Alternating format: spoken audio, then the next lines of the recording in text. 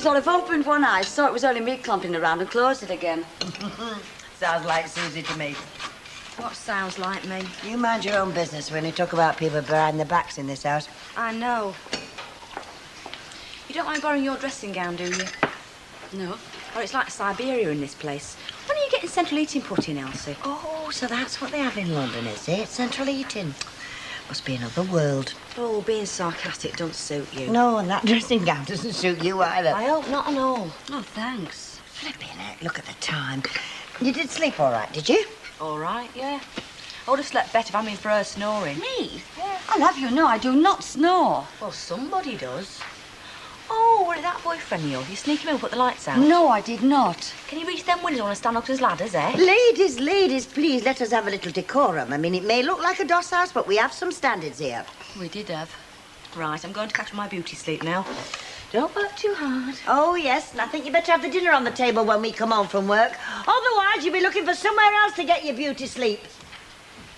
I might as well talk to the wall. She doesn't seem right energetic. No, she's not. Never has been, never will be. But don't let it worry you. You'll be all right when you get to know each other. See you, love. Oh, will we?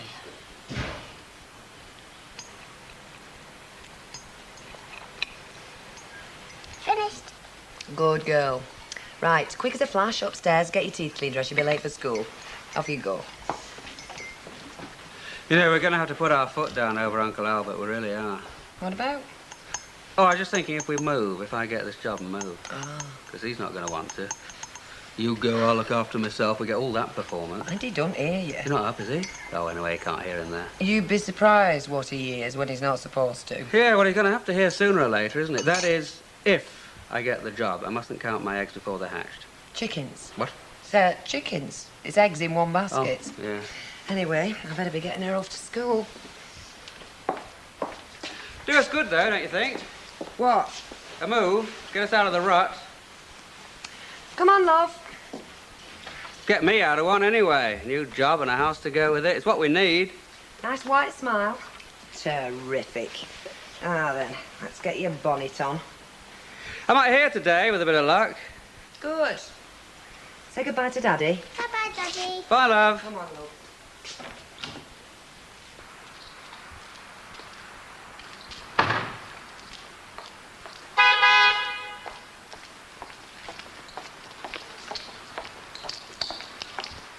Off to school then, love. Yes. Looks like a little angel, doesn't she? She won't do by the time she gets home.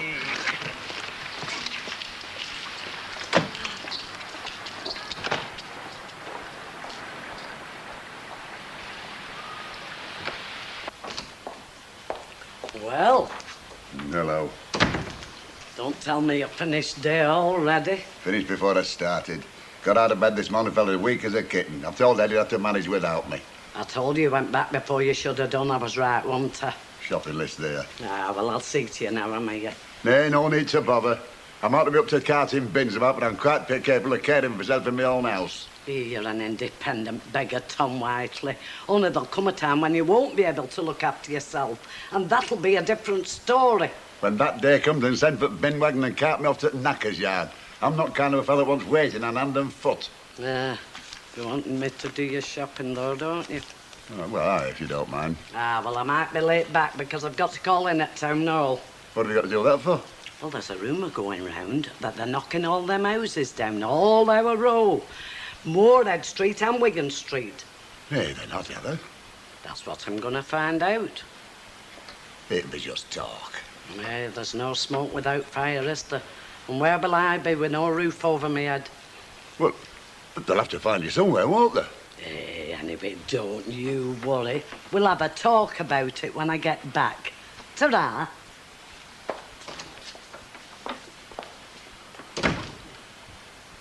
Well, are we going to open them doors? Or is it going to be just you and me in here all day? Don't bother me. Does me. I think we'll open them. Suit yourself. Oh, shit. You'll be wearing yourself to a shadow, you will, all this rushing about. You want to be slowed down. And be careful, let other folk do their share for a change. That's what I was thinking. All ready for the fray, are we? Yes, we are, Mrs. Walker. I was just saying to Betty, it's about time we got opened. Yes, and I'm telling you, I'll be using my high heels to make holes in your head if you're not careful. Really? Yes. Well, now, I've had Elizabeth on the telephone. I'm sorry to say she's not very well, and we shall have to manage without her for a day or two. Oh, I hope it's nothing serious, Mrs. Don't Walker. think so, dear. No, from what she said, it's some sort of virus, and you know what those things are like. Well, we'll need to be covered, though, Mrs. Walker. Well, I thought we'd try without. You see, experienced, reliable bar staff are not easy to find, especially at such short notice. Well, I mean, it might be for a while, Mrs. Walker. Don't think it'll be long. And in the meantime, we shall all have to work just that little bit harder. Shan't we?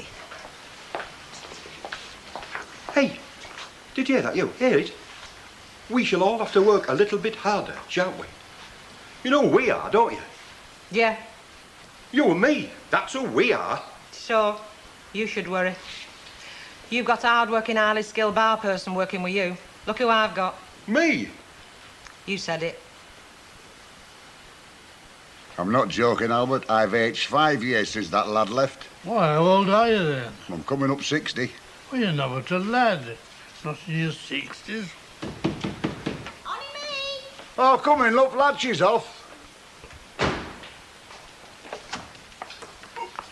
Oh, hello, Mr. Sicklock. You visiting the sick and all? Not as I know of. There, I'm not sick, love, just a bit under weather, that's all. Yeah, well, Eddie said you weren't all you might be, so I thought I'd just pop round and see if there was anything you was needing. Well, that's very nice of Mrs. Ogden, it is, really, but no, there's naught I need, really. Phyllis is doing me shopping and my dinner's in oven. Oh, well, you'll have a drop of this if I leave it, won't you? What is it? It's my homemade beetroot wine. Oh, take the notice of it saying medicine on the bottle, just to keep Stanley off it, is that? Ah, go on then, I will. Yeah, I might as well have a drop now then, eh? Where's your glasses? In cupboard. Do I come around for a drop as well? Nay, that's only for them that's poorly. Well, I don't want to catch what you've got. I wouldn't have come here if I'd known the place was full of germs. Oh, now, there's plenty to go round. Come to think of it, I'll have a drop myself while we're at it. Well, Goodness knows I need it as much as anybody does. There we are now. You get that down, you. Have you roller skated up and down this street in no time. Good health. Cheers. Hey. You're like ribbits out of a trap when that hooter goes. Aye, 'tis a drop and all.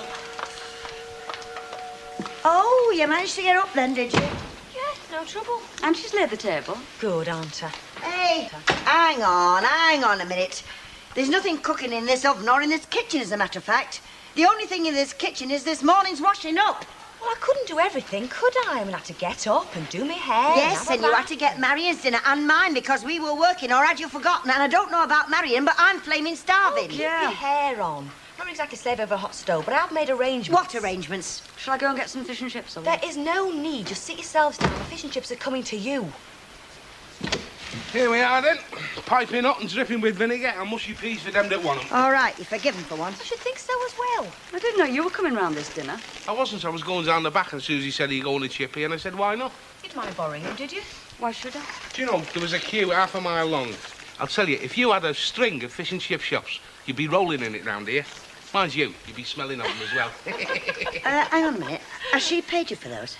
Oh, it's all right. No, it is not all right. I'll pay you, for hers and mine.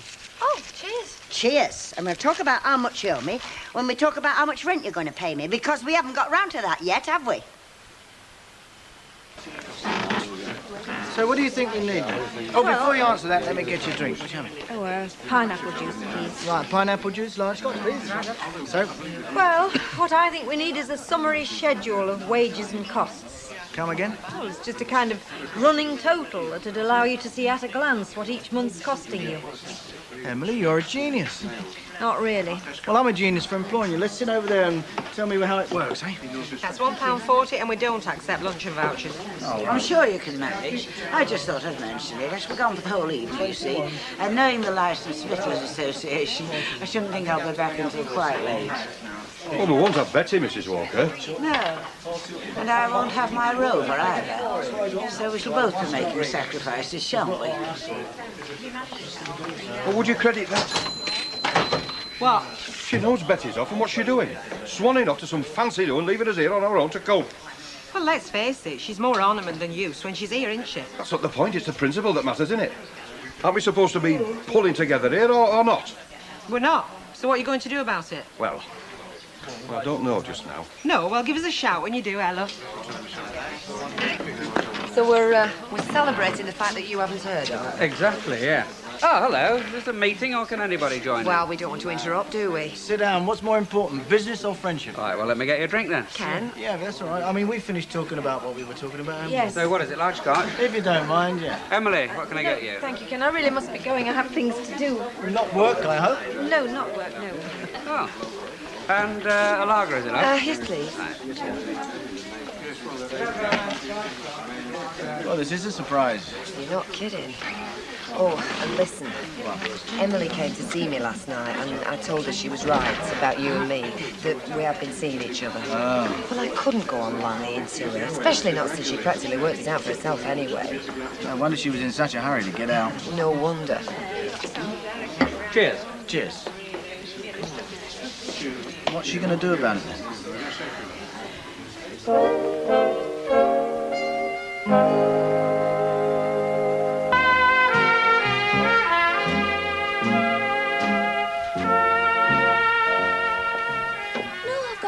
Before me bus, so I thought I'd just call in and see how you are. I'm all right, yeah. Make yourself a cup of coffee if you like. Thanks, I've been making cups of coffee all morning. You're not mad at me? Why should I be? Well, I didn't exactly try and persuade you to stop, did I? Not exactly, no. Look, I don't want you to think I wasn't pleased to see you, but there's hardly a room in that house for the three of us, so trying to put you up as well. One sardine too many. Well, it's a very nice house. I mean, I wouldn't want us anywhere else. Just as long as I'm not in there with you, yeah? Oh, look, I don't want you to think we didn't want you. Oh, stop mithering. If I'd spent one more night on your sofa, I'd look like the Hunchback of Notre Dame. I've got a proper bed here. Well, as long as you don't mind. Hey, that girlfriend of Eddie Yates's, she's peculiar, isn't she? In what way? Well, she's got nought in the way of a sense of humour and nought in the way of clothes either. There's nothing in that wardrobe I want to borrow, even if it fit me. Lucky her. Hey, should we have a night out together? Oh, why not? Just thee and me, and our first pick of any fellas we come across. And what do I tell Brian? Tell him... Oh, I don't know. What do our usually tell our husbands? I've not had that trouble myself. Neither have I. And I don't intend to start. OK, well, look, come up. I'll open the door.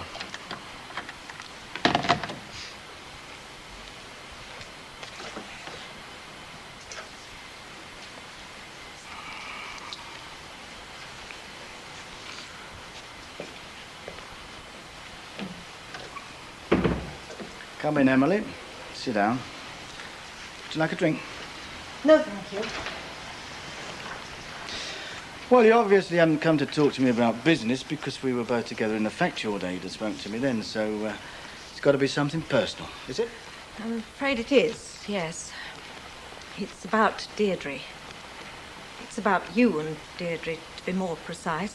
I thought perhaps it may be. I'd unfortunately guessed that there was something going on between you. Yes, she told me.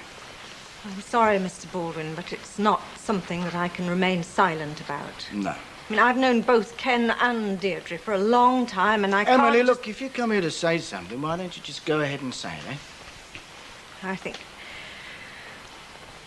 I think you're behaving abominably, Mr. Baldwin. I'm sorry, but I really do. I mean, it might be fun for you. It might be, well, I don't know what, but there's a marriage and a child's future at stake in what you're doing. I mean, have you thought of that? Have you really thought of the dreadful consequences that this relationship's almost bound to have if it goes on? Yes. Yes, I have, yes. Well, how can you be so callous, so selfish as to put a happy marriage at risk for the sake of, well, I suppose a bit on the side is what you'd call it. Oh, would I? Oh, please stop, Mr. Baldwin. That's what I've come to ask you. Please stop it now before it goes any further. No, you listen to me. Well, I don't think you have... Now, just a moment. For one... Just a moment. You came here, you've had your say, I've heard you. Now, you listen to me. I mean, where'd you get this bit about a happy marriage? Because that's not what I heard. And my information's very good in that respect. I know one partner in that partnership, that marriage that's not happy. Not happy at all, which is why she comes to see me here. Oh, well, we all get dissatisfied from time to time. And another thing, another little assumption that you made and you got wrong. What would you call it? You said, I want a bit of fun, a bit on the side, I think you said, didn't you? Yes, well, that... Well, you didn't hear me say that, and you won't. Not where Deirdre's concerned. Well, then can't you see what you're going to do to her marriage and to that child? I can see a lot of things, some things that you can't. Look, I'll tell you this. Why I should defend myself in front of you, God knows, but I tell you, if I just wanted what you say, a bit on the side, I wouldn't look across from my own factory, would I, eh? To the wife of a man I go drinking with a 6-year-old daughter. If I just wanted what you think I do, then I'm not being very clever, am I? So you wanted to leave Ken? What I want, I'll talk to Deirdre about, and not you. Please, Mr. Baldwin, please think about that child. Her real father left us. All right, well, look, here. you came here, you've had your say. Well, what if nothing else matters to you? That's enough! Thank you. That is enough. I'd have given anything not to have had to come here and say these things. I'd have given a fair bit myself. Only, Yes? Well, don't make a habit of it, will you? Because next time I may not be so patient, all right?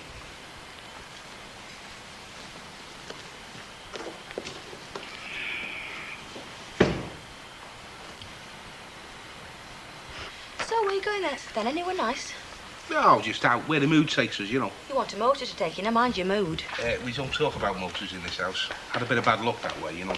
Why, what happened? Never you mind. Hiya. Hey, kid, how are you right then? Yeah, well, have a good time. Enjoy yourselves. Tell me all about it tomorrow, because I'm a bit out of touch with the swinging north, you know. So am I. See ya. Ta-ra. Ta-ra. Right then, where are we going? What makes you think we're going anywhere? Oh, come on, Elsie, we've been stuck in here all day. Oh, we all should be so lucky. Oh, just down the Rovers at least, come on. Listen, madam, I'm old enough to be your older sister. So don't start trying to drag me out on the town. I'm well past that giddy sort of carry-on. Oh, I'm sorry, Elsie, I wasn't thinking. Look, you stop here, I'll make your benches up and I'll fill your hot water bottle. You cheeky madam. All right, come on, get your coat on and we'll pay Annie Walker a visit.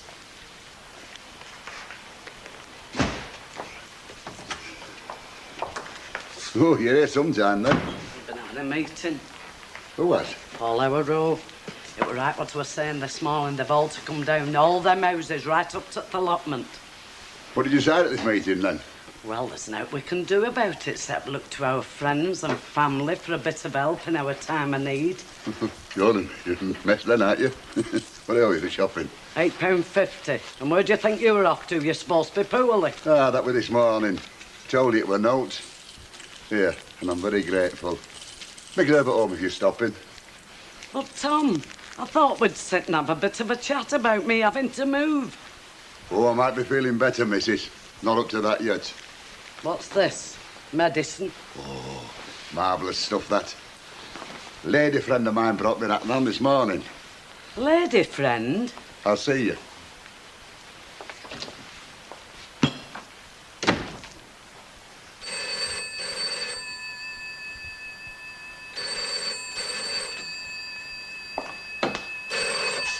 Hello, Weatherfield 8827. Yeah, I know that. Can you talk? Ken's gone to the youth club, as a matter of fact. Yeah, I thought it was one of his nights. But Tatlock's there, isn't Ah, that's right. Yeah, well, I just want to let you know I've had Emily round here tonight. Oh. Yeah, reading the riot act she was about you and me and saying how it's got to stop. Well, naturally, I sent her away with a flea in her ear, but I thought I'd better warn you. Yeah. Now, listen, if you want to talk about it, I'll be in all evening, OK? If you can get out. Right, fine. Bye, love. Well, thanks for ringing. Bye.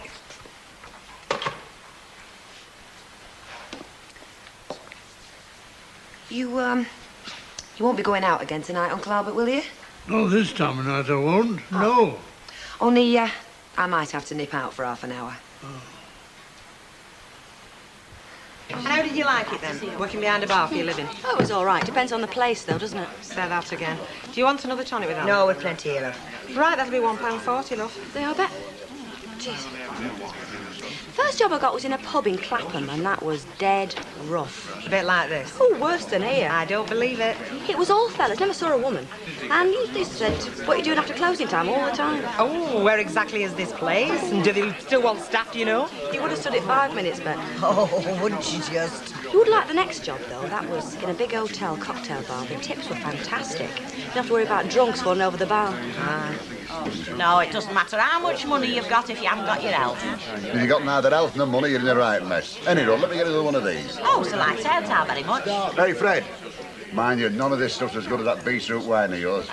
Raise the dead wood, that. Yeah, well, my mother's recipe, that. Say, Fred. Hang about, Yes. Chalky, I'm talking. So you did a bit of bar work when you were down there, eh, Sos? Yeah, I did for the last year. Fred, are you closed or what? I've just told you, Chalky, I'm talking. I can see you flaming talking. Well, the cat's away, the mice will play. I'll serve you, Chalky, love. Never mind him. I'll be pleased to do that, two of these. Only, listen, Sos, we're going to be a bit short-staffed over the next couple of weeks. Betty's off, you know, she's got some sort of a virus. How about, fancy a job here, eh? Working here, you mean? Well, yeah, we'll pay the going rate. I'll be here, look after you, see you're all right. Yes, and he will and all, given half a chance. Listen, you've now tell some man to give it a go, give it a try, eh? Yeah, go on, give it a try, give you something to do. And at least you'll be able to find the rent you owe me. I mean, you've got to get it from somewhere, haven't you? All right, then, go on. Right, I'll tell you what, look. Pop in tomorrow dinner and we'll sort it all out. Yeah, if she gets up in time. Yeah, look, how about a drink, eh? Yeah, 2 gins. Right, 2 gins on house. Well, summits amuse you. Somebody had a bad accident, have they? Well, I got it sorted out, haven't I? Cover for Betty. Susie Birchall? Yeah, well, she's experienced, needs a job, young, attractive. Well, I would have said we already had a young, attractive barmaid on the premises myself. Anyway, never mind that. What do you think Annie Walker is going to say when she finds out what you've been adding to her wages bill? No problem, Lynch. I'll cross that bridge when I come to it. Yes, and I'll be listening for the splash when you do.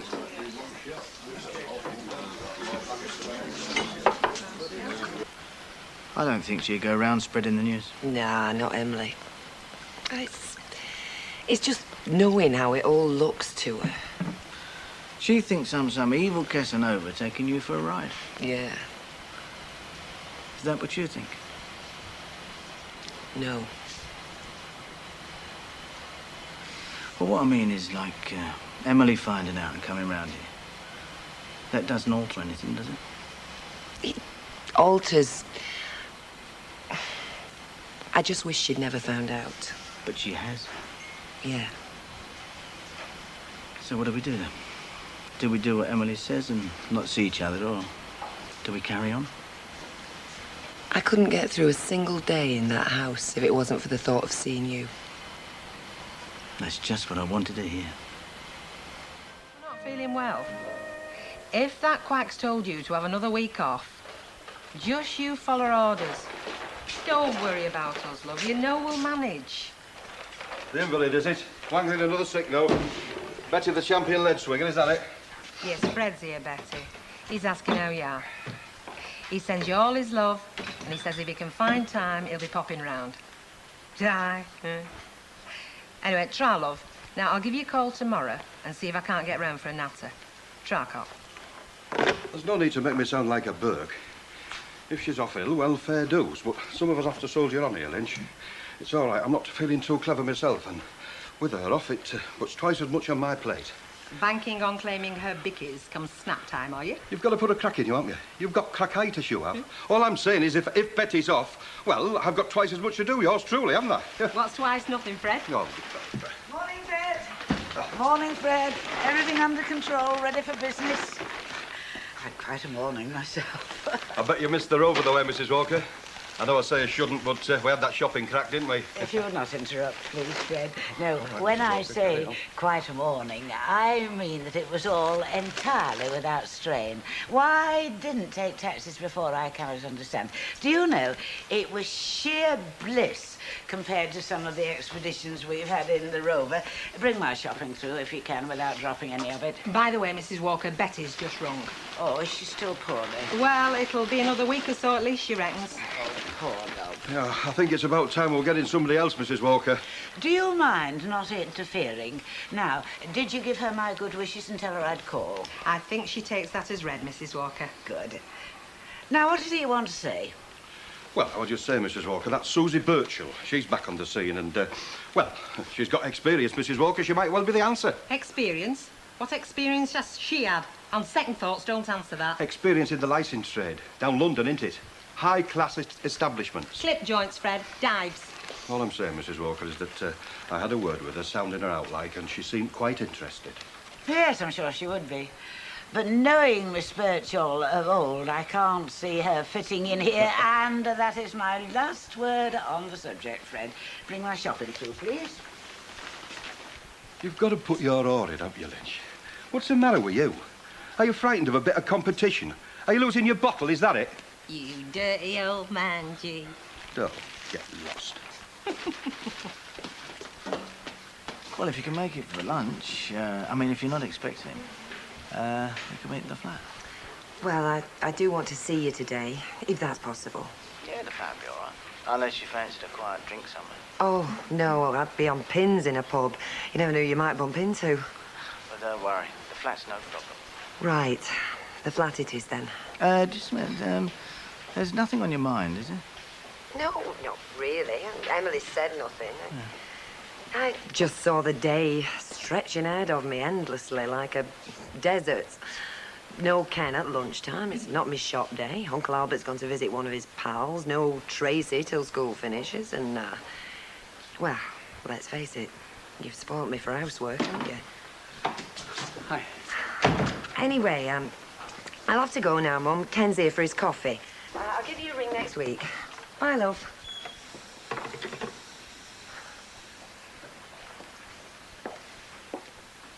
Oh, that was Blanche. You could have carried on. Wouldn't have minded a word with her, actually. Oh, what about? Oh, just say hello, explain about that Christmas thing, you know, get back in a good books. Oh, well, least said, soonest mended, as they say. Anyway, we'd been talking about 10 minutes. Like some coffee? I'll make it. No. You do enough waiting, huh? By the way, you look nice. Like the scent, too. Oh, it's just me usual bath salts, you know. Hey, don't forget this is council time. Oh, wouldn't dream of misusing council time. Mind you, who was it who said, in the morning work, in the evening enjoy, and in the afternoon make love? I don't know. Mary Whitehouse? Well, it certainly wasn't the head of my department, that's for sure. Afternoons are usually reserved for budget meetings. Oh, by the way, I was talking to Emily. Emily? Yeah, she was saying you looked a bit run down. Oh, was she? Came up with the idea of a holiday, you know, and that was her prescription. If marriage guidance didn't exist, Emily would invent it. But she means well, though. You've got to give her that. Let's face it, you haven't been yourself. Have you?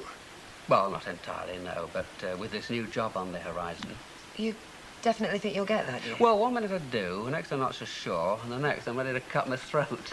Yeah, I'd noticed. Yeah, well, it's very normal, isn't it, to run the full gamut, I mean, cringing inside, thinking, blimey, I've cocked it all out, and then suddenly full of confidence, saying, who could they possibly give to other than me? But really, to be honest, and without fingers crossed tempting fate too much, I do feel in my bones that I'll land it. Right, I'll get the coffee. So, I've decided to be positive and plan for success. I mean, obviously, a new house, but before that... Well, here I am. When do I start? Oh, well, you see, Suze, when it came to the crunch, like... I thought it was all a matter of formality. Yeah, well, it was her nibs, you see, you know, she was going on about, you know, your suitability, lack of proper experience and... Cheeky cow. Yeah. Right, is it, Petal? After joining our little team, are you? I might be, yeah. Pro tem till my references come through. Only I did hear they were taking on at the Foundryman's. They need somebody for the spit and sawdust. Why? Is your mum left or something? Hey, look, pack it in, ladies, will you? Oh, what a letdown you are. The way you were talking last night, it was like you owned the place or something. Well, look, Suze, you needn't be so lippy. I mean, I have got influence here. I'm not short of clout. It's just I've got to be crafty. Fred, Yes, Mrs. Walker. could you pop down to the corner shop for me and get me these few things? Well, Bet'll be on her own, Mrs. Walker, and that mob from the factory aren't. I mean, they're coming in a minute. I suggest then that you put your skates on. Oh, this is Susie, as you know, Mrs. Walker. I told you about the job she was after. Beggars can't be choosers, Mrs. Walker. Nice to see you back, dear. Nice to be back, Mrs. Walker. People around here are so warm and sincere. Yes. Well, I suppose Fred has explained the position to you. Seemed to boil down to one thing, really. You don't think I'm good enough to work in your pub? Oh, no, dear, no, nothing personal like that. No, it was just whether your experience was suitable for working here at the Rover's Return. Oh, I see. The penny's just dropped. You think I'm too upmarket? Upmarket, dear? Yeah, well, I should have realised, really. You know, different to them at the Foundryman's. They said there I was too posh. Indeed. Well, it's my own fault, you see. I tried to impress them with track record. Crystal Lounge, Mayfair. Michael Parkinson drops in now and again. My parachute, man. And then I went on to say about me time at the Hilton Hotel. Can you imagine, to the man at the Foundryman's? He, lovey, said, we don't get much of Michael Parkinson in here. I don't suppose you do either, really. Used to get Des O'Connor, but we had to ban him. Susie, dear, just a minute. Now, as it so happens, it never occurred to us for one moment that you being upmarket, as you put it, had anything to do with our requirements. Oh, well, that's nice to know. Which, I may say, dear, are very, very different to those in favour at the Foundryman's Arms. Well, you'll know more about the Foundryman than I do. Anyhow, the point is that I thought you'd had no experience whatever in the licensed trade. But now, of course, you've put my mind clear on that point.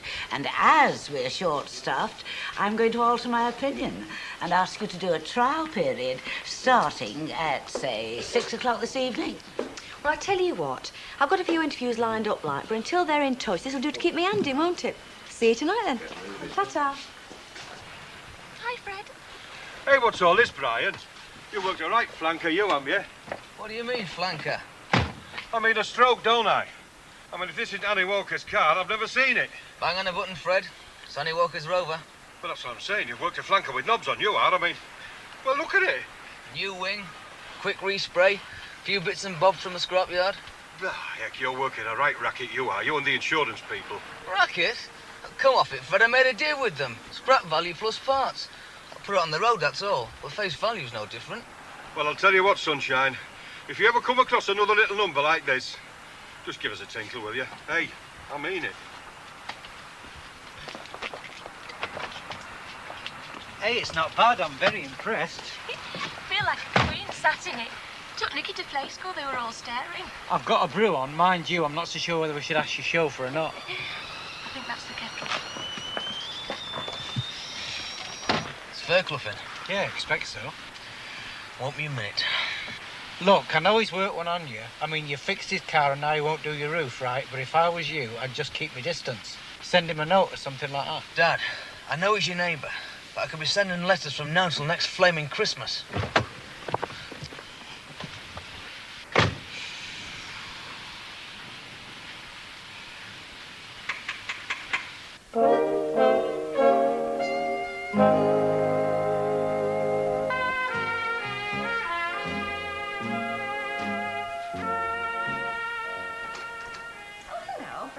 Mavis, I just want where we're in, actually, if it's convenient. Oh, it's just having his dinner now. I've just popped in because Rita were busy with the traveller and he can't do a thing for himself, you know. Len!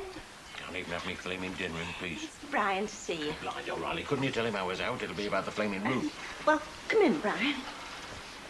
And wipe your feet and all. How do you do? Then sit down. That's okay. I feel better stood, tell you the truth. Oh, I gather this isn't a social call. Not exactly. Oh, what is it then? Pistols at dawn? I don't go much on pistols myself. But there is something to be settled. Is the backyard big enough, then? I beg your pardon. Oh, we got a hard knock here. It's come for a showdown, haven't you? Listen, Len. The only reason I'm here is to work out something sensible over this money you owe. I reckon I owe you nout. You owe me 84 quid for work done on your van. And you flaming well know you do. Not in my arithmetic. I've totaled it up. You've had a battery, you've had spark plugs, you've had an air filter. You've done some jobs for me, I've done some jobs for you. We're just about level. Oh, come off it. I'm way behind. I spent money on your van, and as soon as my roof springs a leak, you don't want to know. We ended up level pegging. I'm 84 quid adrift, and I've got to find it, haven't I? I've got this bloke fixing the roof. Now he wants paying. I'll tell you, and I'll tell you for the last time, I don't owe you a penny. You owe me 84 quid, and I'm billing you for it. There it is, invoiced, itemised. You reckon I owe you your money? All right. Take it out of me hide, if you think you can. Or take me to court. And as for your bill, itemised, invoiced, well, there it is, shredded. I've got copies, and don't worry. If I don't get my money by the end of the week, I'll sue for it, no danger. You do that. And in the meantime, I'm having my dinner. So there's the door. And the next time I see you, I hope it'll be in flaming court. Jumped up, little Burke. Well, of course, I can't comment.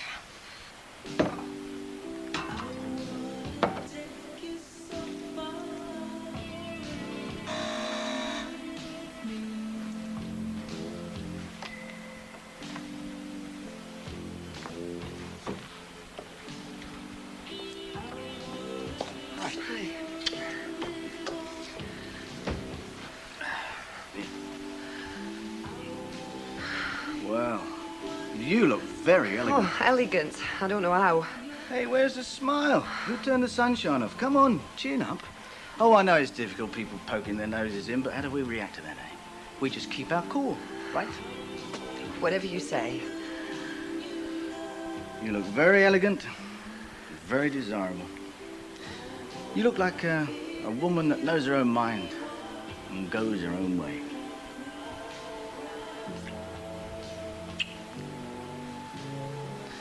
Sit down there and stay there.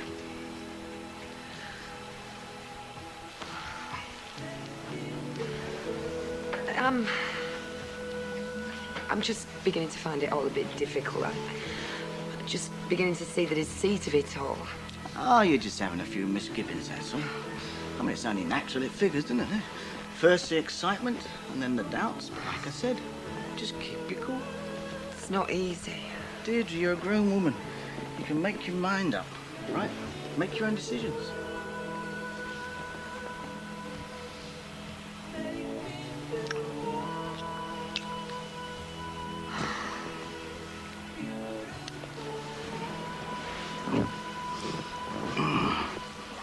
Oh, I could be dreaming this. Am I dreaming it? Why not? When I'm here, when I'm with you, everything outside just seems a bit tatty. Deirdre, you're an elegant woman, class. You're just wasting it, that's all. All right. Some people might sneer and say, who are they kidding, but they're just cheapskates, you know. Some people. Why wrap it up, Mike? Emily said it. Yeah, well, the world isn't run for Emily Bishop, and it never will be. That world out there, those tight little streets, full of people with tight little minds. It's not the universe. It's mine, I suppose. Anyway, apart from that, Ken's started looking at me. Not suspiciously, but, well, just like he's remembered I'm a woman. Deirdre, we're in love. You agree with that, don't you? Yeah, I think we are. So we just keep our cool and pick our time.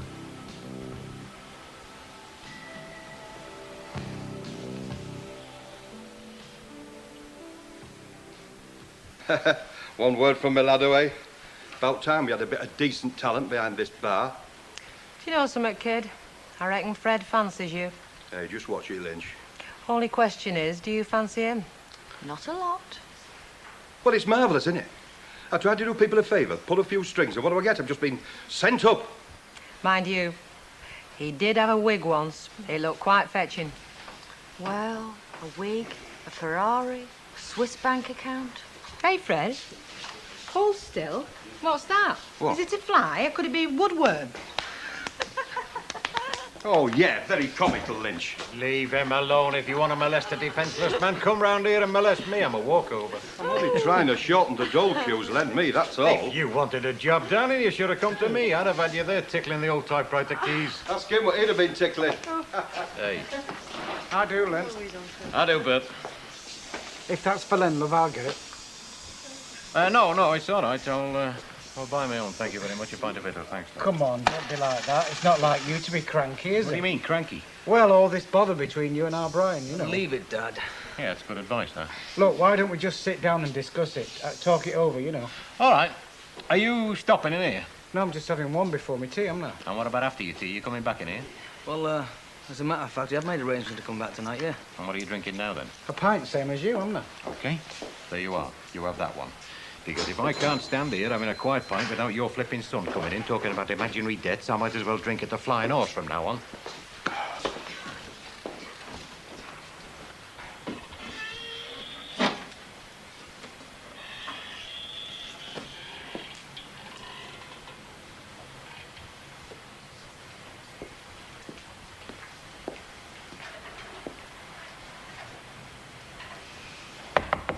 Come in if you've got no home to go to. Oh, what is it, Emily? And don't give me three guesses. I'm in no mood for a sermon. I'll tell you that for starters. If it's a repeat of yesterday's performance, forget it. I had a very hard day. I'm tired. You're not the only one. Oh, dear. So we had a rush order. Things got a bit hectic. Do you want a drink? No, thank you. And it's not the work, as I'm sure you're aware. I know. You've come to offer yourself as a sacrifice. Take me if you must seduce someone. I suppose I asked for that. Ah. Take no notice. I've had a few belts of this today already. I'm getting to you, innit? Being, what's it called? Privy? Yeah, that's it.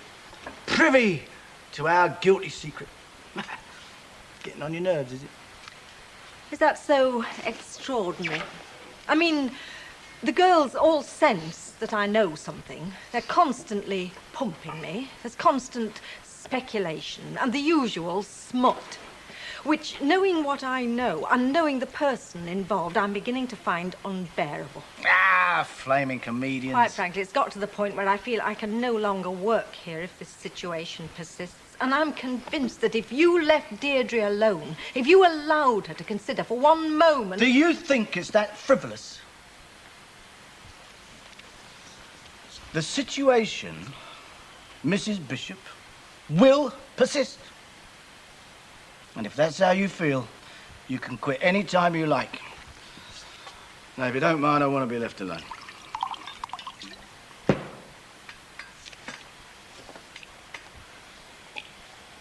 Montezuma's empire crumbled, and the Mechanics Institute finally threw in the towel.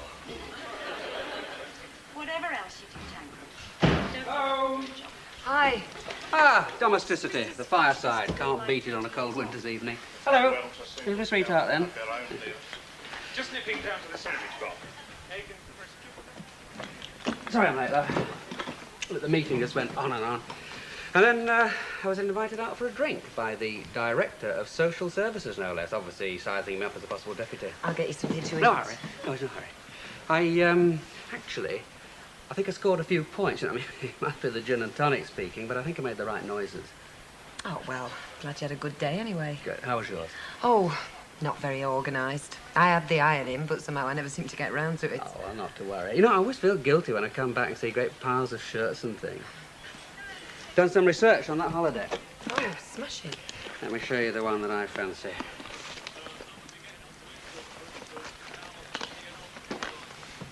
I think we're fooling ourselves, aren't we, Ken?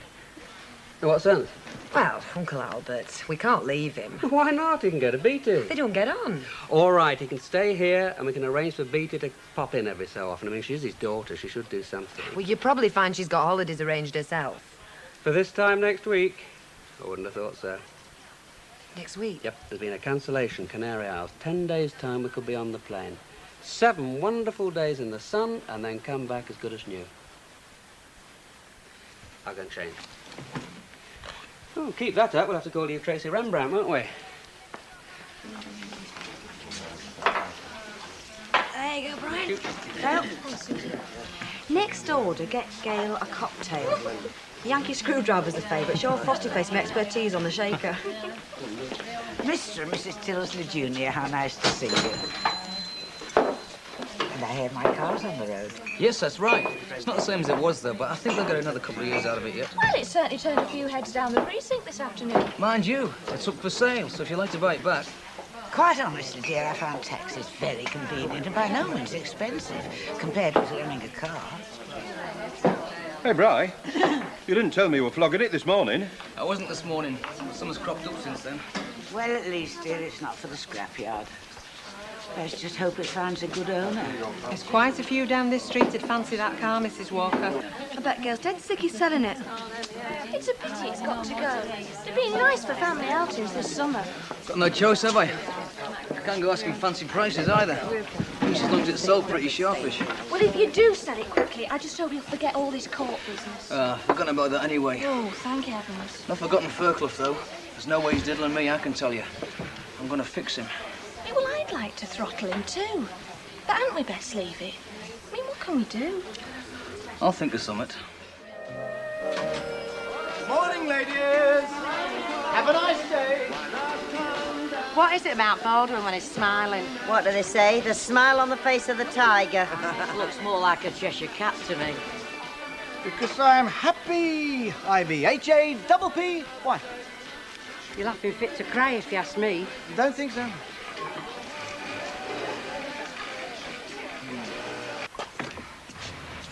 Any instructions?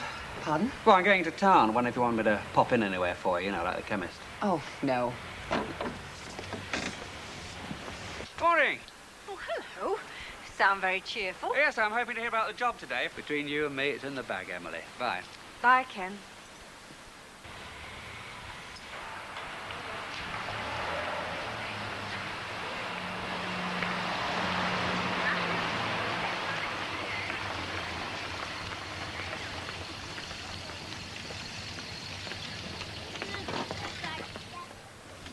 Right, you pick Nicky up round about 12 and then you come back and fetch me, right? Brian? Yeah, OK. You're never going to let it drop. I mended that van at Fairclough's. I spent time and money on it. I wasn't paying for him. You should hear yourself. You sound like a flipping record. It's a bad debt, Brian. Face it. No way. Come on. Mummy. Yeah, let's go see Granny, eh? Mummy.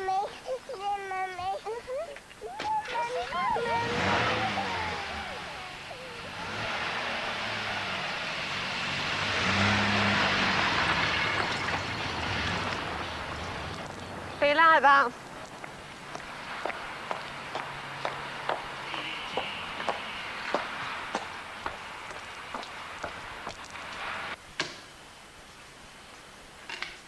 Why, heck, it looks better every time you see it. What's that? Mrs. Walker's one-time pride and joy, what you reduced to a heap of twisted metal, and young Brian made it better again. Good morning, Mrs. Walker. What's she on about? I never pragged your car, did I, Mrs. Walker? I don't want to talk about it any more, if you don't mind, Fred. It is far too painful a subject. No, I will say one final word. Perhaps if that rover had belonged to you, you might have taken better care of it, but that is one of the many evils of our times, isn't it? A total disregard of other people's hard-earned property.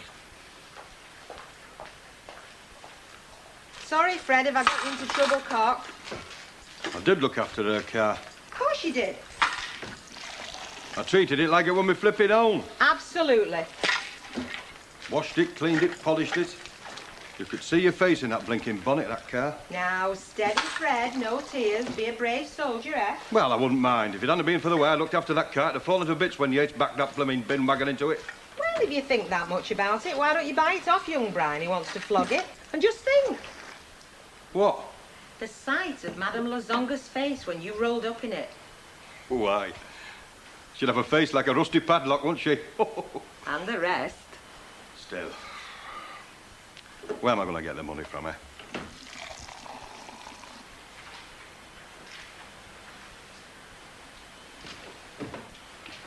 How's yours? Here she is, home from school and more academic successes to report. Is that a fact, Tracy? She's only got her painting of Little Bo Peep in the most prominent position on the classroom wall. Oh, that's very good, love. Very good indeed.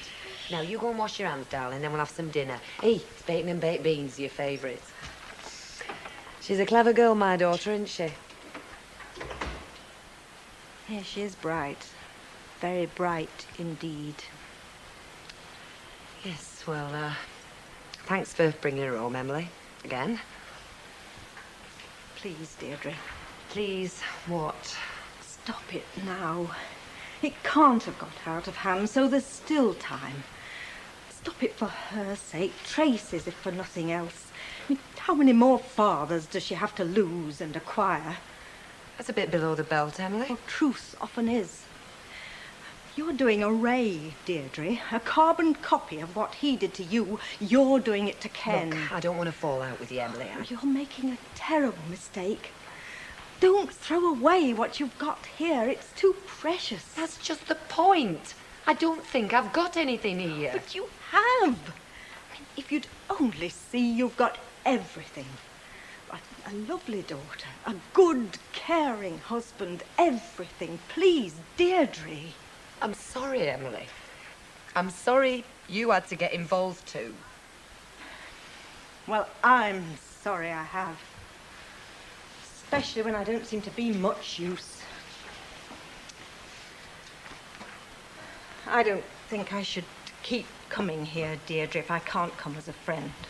You are a friend. Then listen to me.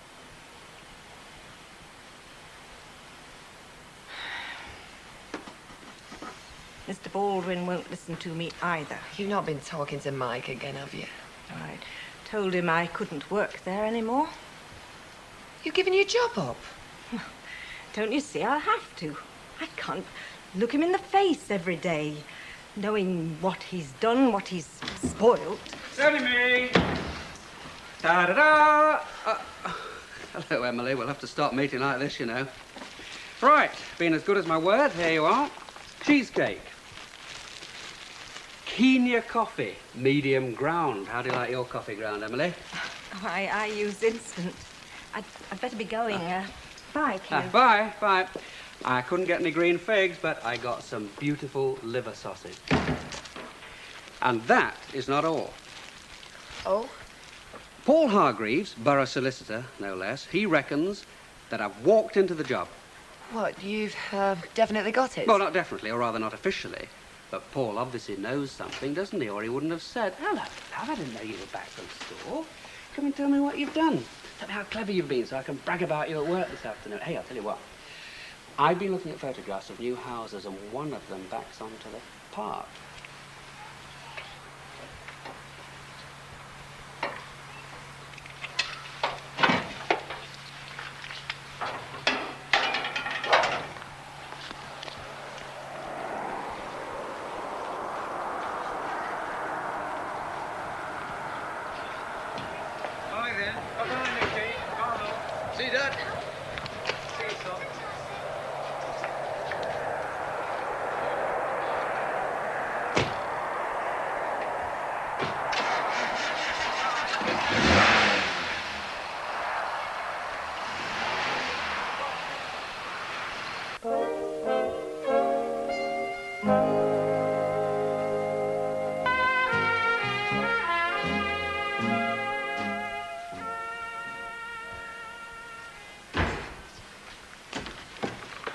What are you doing here? Well, it's our afternoon off. We're going shopping. Rita's just getting ready. Hey, you want to lift into town? I'm going that way. Do you mean in the van? Well, I haven't bought a Rolls Royce lately, have I? Well, if you don't mind, I prefer to go in the bus. Suit yourself. Hey, what are you going buying? New clothes. Well, I am. Oh, yeah. If you can afford to buy new clothes, I think I'm paying you too much. Oh, you could have fooled me.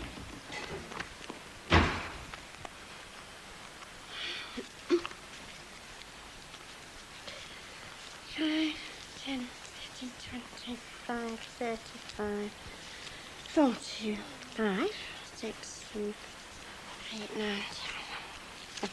That won't buy much. God. Is something the matter, Mr. Fairclough? Somebody's pinched a battery out of me van. Why ever would they do that? Because for every honest person in the world, there's 100 tea leaves. Row bottoms. Row bottoms. Do you think it could have been children? No, it'd be the great white battery eater we all thought was extinct, wouldn't it? Of course it's children. They'd steal the shine off their shoes if you could. Low bottom, there we are. No need to be sarcastic.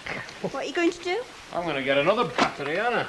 Why don't you go to Brian Tilsley? He's just round the corner. I wouldn't buy a bog roll off Tilsley. Those days have gone. Forever, I shouldn't wonder. Work is where you come to work, not get tarted up. Well, we had an hairdresser coming at the last place I worked, Mr. Baldwin. Oh, when was that? How long? About 5 years ago. Oh, a different world. Did you realise that I could get a bird from, say, Korea to do your job and keep the toilets clean and paint the building and all for what? The price of what? A packet of ciggies a week. Well, this ain't career yet, you know, Mr. Baldwin. No. Well, let me tell you this. I'm thinking of buying all you lot one of those coolie hats to wear. Ha ha! Do you know his tight pig?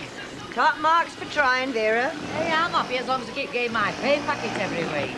Yeah, but we've got to try and get a bit of something extra out of them, haven't we? The loose habit. Bosses, I mean.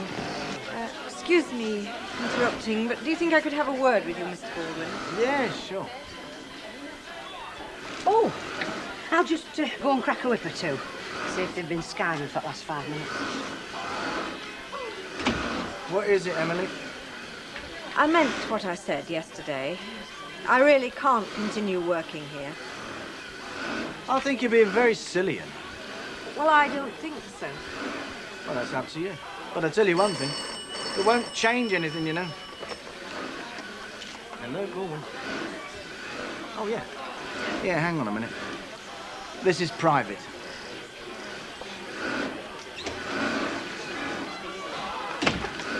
Hello, love. What can I do for you? Oh, when? About 5-ish. Okay. Well, what shall you say, the flat? Yeah. Right. Hey, listen. Nothing wrong, is there? No. Right. I'll see you at 5 then. Bye.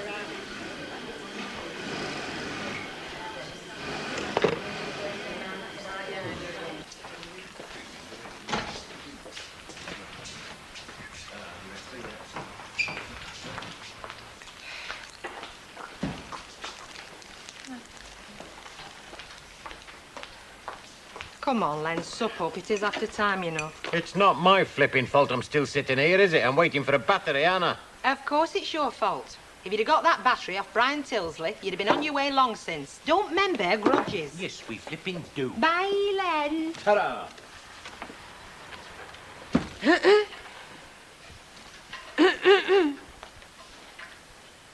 See all these empty glasses, love? They've not been trained to jump in that sink on their own, you know. You want me to collect them? Bye, yet you're a quick un. Then why didn't you say so? And where have you been? 1 minute you were here, next minute you mizzled. What do you reckon? Well, they look like card. You've not gone and bought it, they're over. Well, if that's a forklift truck parked outside, I've been diddled. What do you reckon, Suze? I'm mobile now. Oh, very nice. Where did you get the brass from? Fred, Yes, Mrs. Walker. welcome back aboard. Though I don't remember giving you shore leave, especially not in opening hours. Well, I had this pressing engagement, Mrs. Walker. Don't tell me you took your trousers to the dry cleaners. No. No, I've been to see Brian, Mrs. Walker. I bought the Rover, haven't I? She's parked outside. Would you like to pop out and see her, Mrs. Walker? Hey, she looks marvellous. Mrs. Walker? You are very fortunate that I have the instincts of a lady. Because one of the ways you can tell a lady is that she never looks down on people. Not even on those who are beneath her contempt. You, Fred. She didn't tell me out I didn't know already. Hey, anybody want to have a look at it? Just outside. Or better still, go for a spin. You can give me a lift down to Elsie's if you like. Hey, done. I have finished here, haven't I? Did you ever start? I'll just get me coat. See you outside. Hey, Knight of the Road. What? Where did you get that money from? I borrowed it off a moneylender. 250 quid. Fredgie. Well, I love that car. You'll be joining FAA next. I'm already in it, aren't I? Mrs. Walker paid for me to be in it, didn't she? I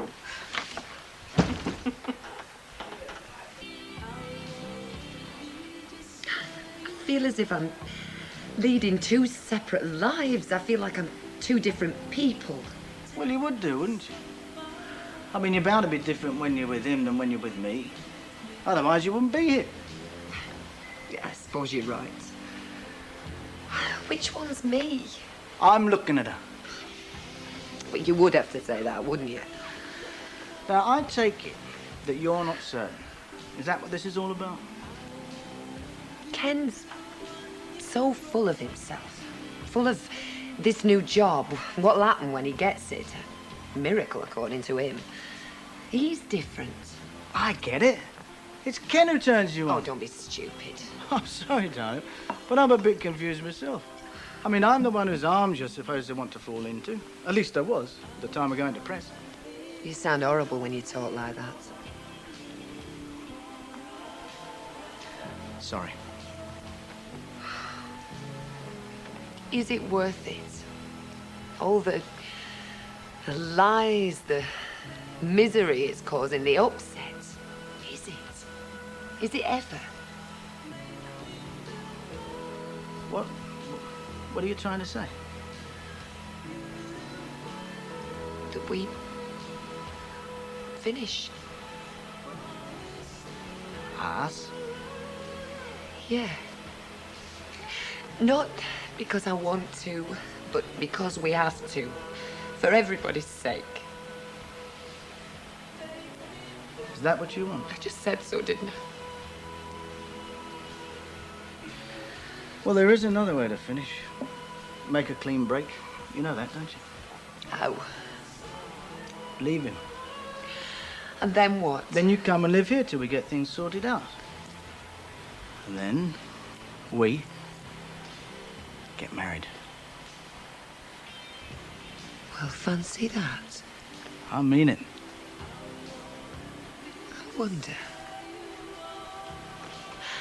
I wonder if you hadn't just been handy, well, if I'd have just got over all this. Whatever it was that went wrong between me and Ken, I mean, women do. They have to. Now, stop it, It's not even as if I hate him. He hasn't done anything to make me hate him. He's not even capable of that. So why don't I just grow up and face up to my responsibilities and stop whining? My husband doesn't understand me. God, it's pathetic. You're just going around in circles. Well, that's the way I feel. I just feel as if I'm being pulled all ways. And I never wanted this. I just wanted a happy marriage. I did the first time. Deirdre, just... Come here, sit down. Come on. Just answer me one thing. Now, everything's over between you and Ken, isn't it? Well, come and answer me. You must know. Yes. I think so. Because you prefer to be with me.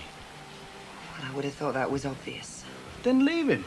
It's easier said than done. I'm not saying it's easy. It takes guts. Anything does that you want. I mean, no one gives you anything on a plate. Yeah, well, some people might say it takes guts to do the other and make the best of what you've got. Don't turn me down for a second time. No, I'm a bit out of line saying that because, well, you didn't turn me down the first time, did you? Not altogether. Otherwise, you wouldn't have come knocking at my door when you needed someone. You asked me to come. I did. And it worked like magic, didn't it? Yeah.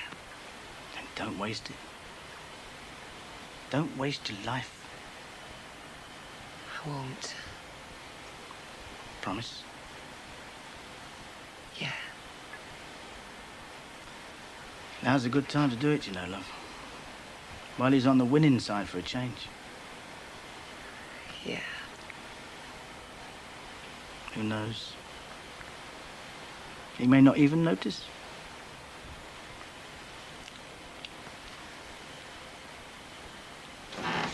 My. We are an early bird of paradise, aren't we? What happened? Fred didn't give you a lift back down the street, did he? We had a little trip out this afternoon, as a matter of fact. To Southport. She performed like Concorde. The car? Ha ha. Oh, she's dead jealous of me, you know. Put in the picture of she, well, sort of fancies me, you know. Really? Yeah. Sometimes behind this bar, she can't keep her hands off me.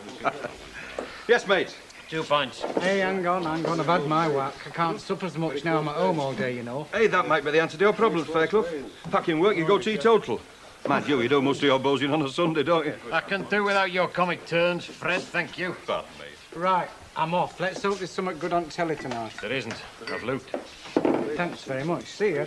Aye. Hello. What are you two doing here? I've got to give Fred the spare set of keys for Rover. I heard you sold it. Yeah, I'll buy a drink and proceeds. I better have a rain check. Hey, you've not left Nicky at home, have you? Yeah, Ivy's already got a lump of cake down him. I've told her about that. She'll have him as fat as a pig. Saves us feeding him. See ya. Ta-ra. See ya. Dad. Your best mate's in. Yeah, I can see him. See your best mates in? I know. Look, Fairclough, pay him what you owe him. Go on. I mean, you're the one that's suffering. Take this afternoon. If things had been all right between you and young Brian, he'd have had that new battery round here in quick sticks, wouldn't he? I suppose so. There's no suppose about it. Have you got some money on you? Yeah. Right then. Brian, have you a minute, cop? Me? Yes, you. What for? Len's got something for you, Brian.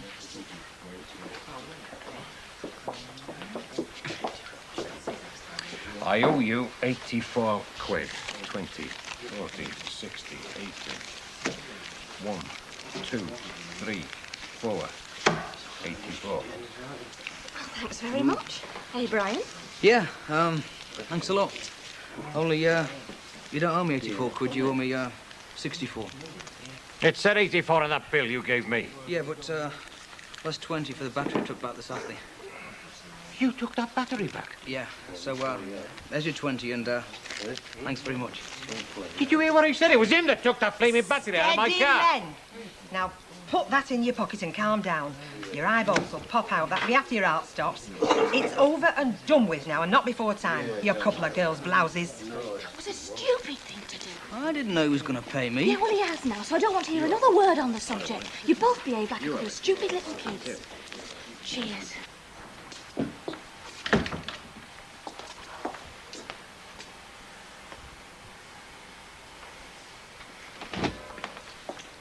Sorry I'm late, Ken. Alf kept me talking at the shop. Listen, what do you want for your tea? Tracy's playing round at Joanna's. Ken? What's the matter? I haven't got the job. What? I haven't got the job. Peter Bromley's got it. Oh, no. They told me this afternoon. I couldn't believe it. I just couldn't believe it.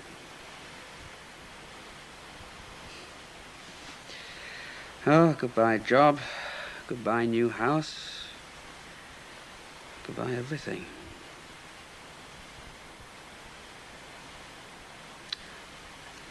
Another failure. Good at that, aren't I? Failing. I'm an expert at it.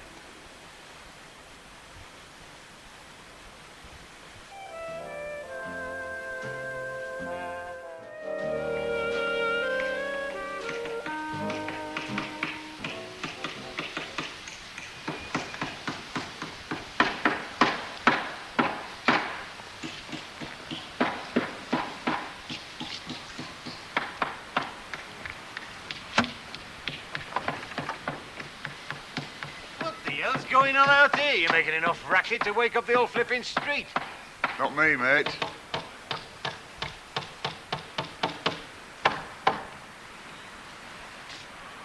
For sale? Aye. So if anybody else interested, wheel them round, eh? But why? It's a smashing little house, that. Oh, aye, for a smashing little family, which I haven't got any more, have I? I'll bob them out of that brass. But that's your home. It stopped being home to her and our Craig and his dad waltzed off to Australia. No but 4 walls now. Where you going, then? I'm in for a chance running flats across Park. So be better than here. Well, I suppose if you know best, yeah. That's what you want. I know to keep me here, is there? Not now.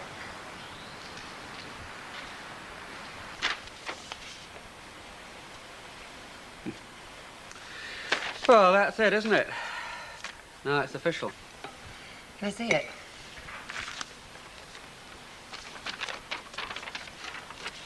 Dear Mr. Barlow, Further to your recent interview in connection with the position of Deputy Director Social Services, we regret to inform you that the position has now been filled. Thank you for your interest. Don't waste words, do they? I still can't believe it. I mean, they practically told me that I got the job. Yeah, they must have changed their minds. Yeah, but why? I don't know why. Probably you'll never find out. Oh, I'll find out. Believe me. Look, Ken, I know you're disappointed. Disappointed? That job would have changed our lives, wouldn't it? A bigger house, a garden for Tracy to play in, something to build a future on. Now what have we got to look forward to? Right, thanks very much, love. I'll drop this off later.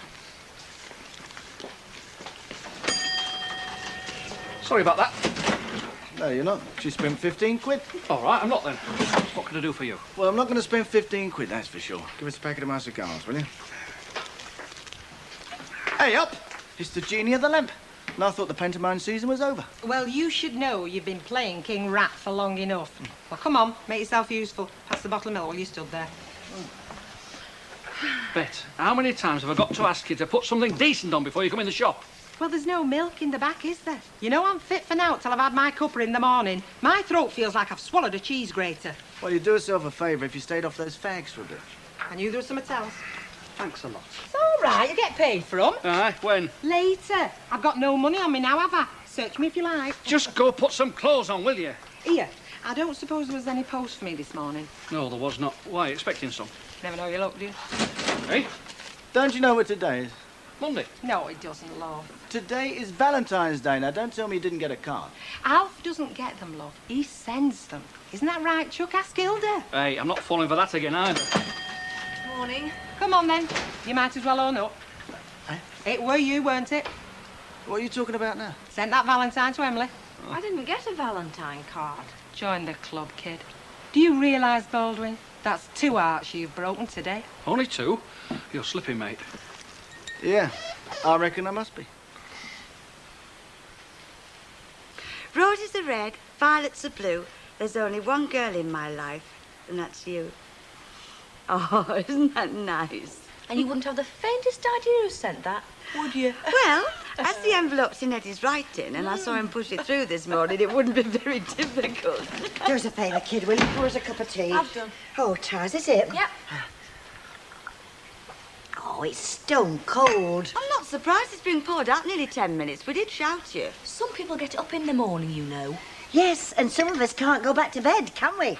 Hey, I'm a working girl myself now, you know. Just my working hours are different to yours. That's So all. they are. So you'll have time to do the pots before we get home, eh? Hey, Elsie, hang on a minute. Listen to this. Roses are red, violets are blue. There's only one girl in my life, and that's you. Thanks very much, kid. You're not so bad yourself, you know. It's my Valentine off Eddie. Oh, I take it was the only one that plopped through the letterbox this Well, morning. you take it wrong then, don't you? Eh? She's not the only one. You've had a Valentine? Well, don't sound so surprised. Oh, you don't waste much time, do you? Not been back 5 minutes. And who is it that's fallen for your fatal charm this time? I've got no idea. It came to the door this morning. No name on the envelope, nothing. You must have some idea. Not a clue. Well, what does it say? Right. With your gorgeous red hair and sexy looks, you'll always be #1 in my books. Aye, aye. What do you think of send that, then? Shocky, definitely. Oh, well, thanks a lot. Just a minute. No name on the envelope, you say? No, look.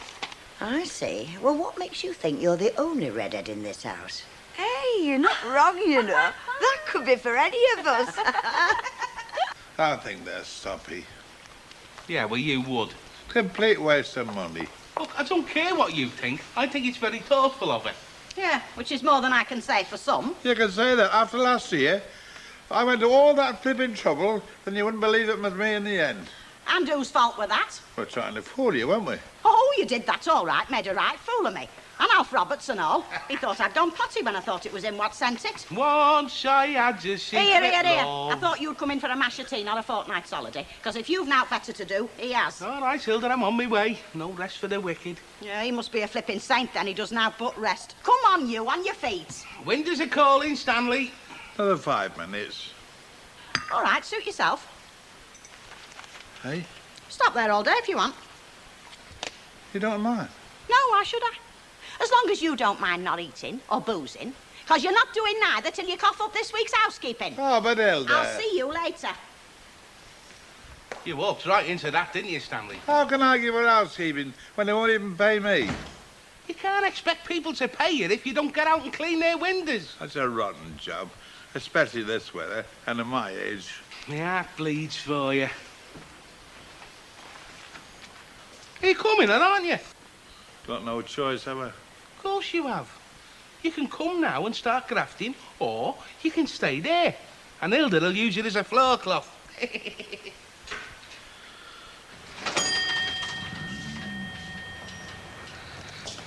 Hello, Ken. Morning. Oh, like that, is it? Yes, I'm afraid it is. Oh, you haven't come to tell me that Deirdre can't come tonight, have you? Oh, no, it's nothing like that. No, I've come to ask a favour, actually. What sort of favour? Well, it's about this job, you know, Deputy Director of Social Services. Oh, the one you're in for? Ah, yeah, well, that's the point, isn't it? I'm not. Not anymore. I didn't get it. Well, I'd have thought you'd have walked it. Yes, so did I. That's why I want to know what went wrong. And I was wondering if you could find anything out for me. Oh, I don't know. They play things very close to the chest, you know. Well, yeah, I know they do officially, but there must be someone. Well, leave it with me, then. I'm not promising anything, mind. Right. Thanks, Al.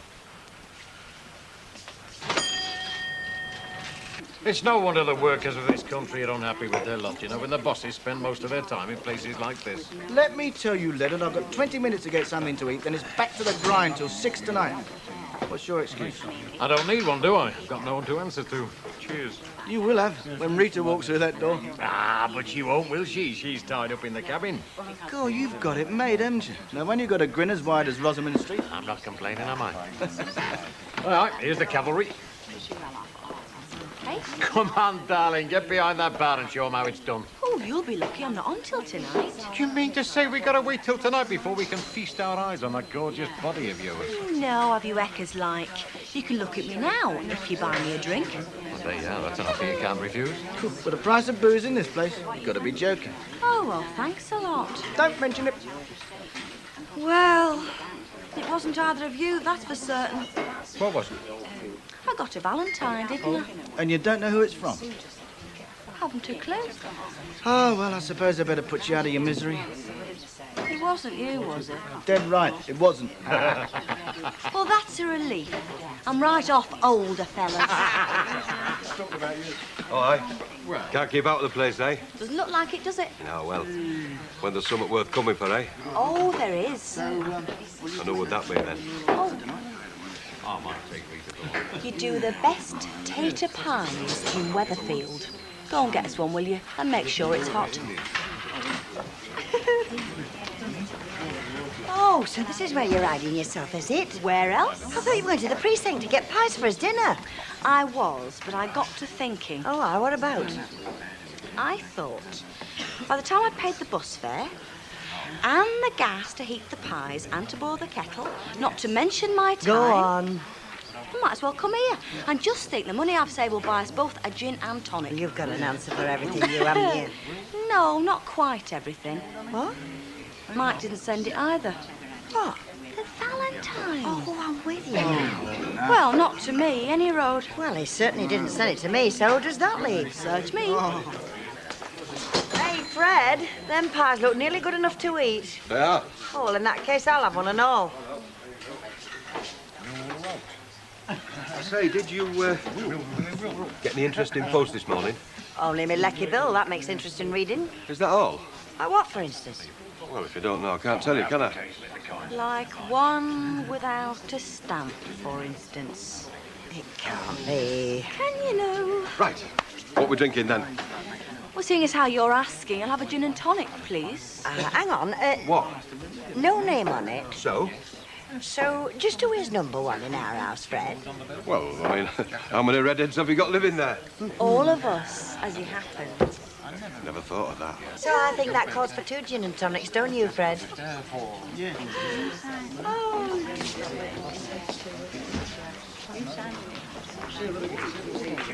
Hiya. Can I have a gin and tonic? No, make it a lager. Are you sure? I'm sure, unless you're paying. You're sure? Why don't you let me get that? Oh, no, it's all right, Mike. Come on, honestly. I insist. Ken's on his way over. So what's wrong with me buying an old friend a drink, then? OK, thanks very much. I was hoping you'd pop in. I went in the shop, but Alf said you wouldn't be in till later. Oh, that's right. He wants me to work late tonight. Is that it? Yeah, for the moment, love. I was hoping you'd have something to tell me. Yeah, I thought you might. Have you thought about what we said? Thought about nothing else, have I? And? I can't talk here. Well, there's a table there. Shall we sit down there?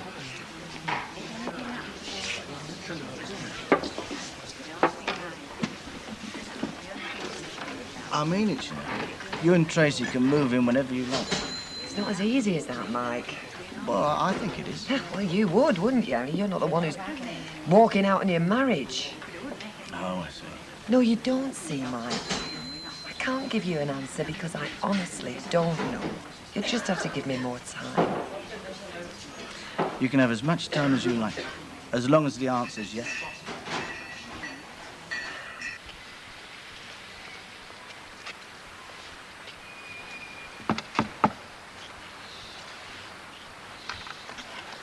Windows? Give us your bucket. I've done them. What with? What have I got next door? You've never touched me windows. I have. You've not done upstairs back.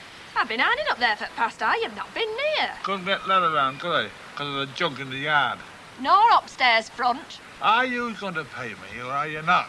For something you've not done, you know what you can do. I've done downstairs. When you've done them proper, you'll get paid. And that means all of them.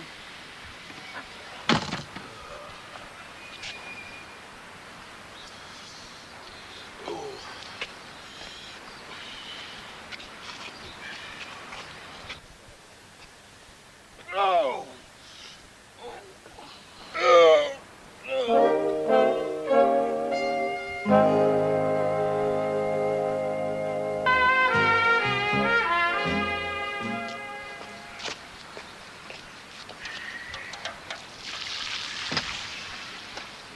You've still not been near them back windows.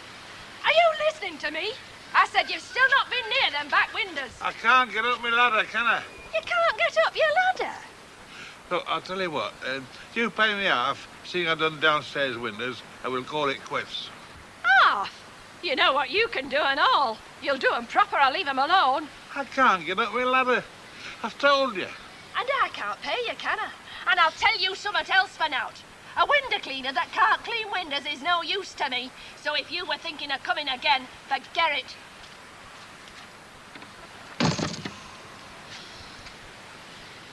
And where do you think that one goes? Go on then, see if it fits. Good. Now there's just that piece. Well done. Who's the clever girl then? Right, I'm off. Now, love. Don't keep her up too late, will you? No, I won't. I think we've got time for just one more though, don't you? Go on, go and get one. Oh, I better get the skates on. Alf will think I've got lost. Well, I hope you had a bit more success than I did. Success? Yeah, about this job. I rang a couple of people this afternoon. It's like coming up against a brick wall. Ken, what's the point? The job's gone, hasn't it? What does it matter why you didn't get it? You didn't, and that's that. So you think I should just let it drop, just like that? Look, I know it meant a lot to you, love, but these things happen. They happen to thousands of people every day. Yeah, but I'm not interested in thousands of people, am I? I'm interested in us. In you and me and Tracy. I didn't just want that job for me, you know.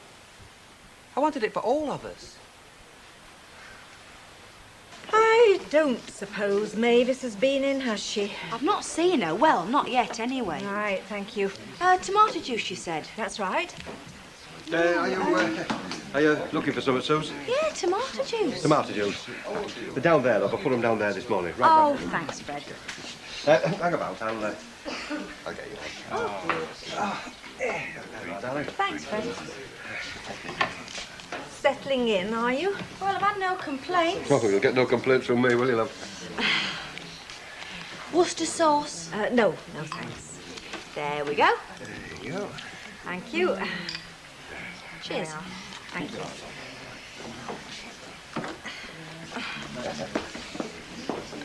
Oh, and Suze, if there's ever anything you want, just ask, you know, any time. I mean that. There is something you can do for me, Fred. Oh, yes, go on. Get out of my way before I go flying. She's settling down nicely, isn't she, Suze? Fantastic, Freddie. It's opened my eyes, I can tell you. Give us. The way she spotted them tomato juices when you showed her where they were. The way she took the top off that bottle, eh? God, it's poetry in motion, isn't it? No takers yet then, Yorkie. Well, give us a chance. It's only up for sale for a day. We're going to miss you, you know. Fuck, you'll change your tune, haven't you? It was open warfare when I first landed. I didn't know you properly then, did I? Yeah, perhaps not. When you first moved in, I thought you were just a painful pain in the backside. All right. Think different now, though, eh? Well, of course, yes. Now I know it. Oh, char very much. Nice to know who your friends are. It's dead right. It's your shout and all. Bet when you're ready, please, love. Well, it's nice to know somebody still loves me. You're not talking about him, are you? Oh, who else? Anybody, love, I'm not fussy. All right. You're getting your nose pushed out of it, are you? I wouldn't mind if she could pull a good pine.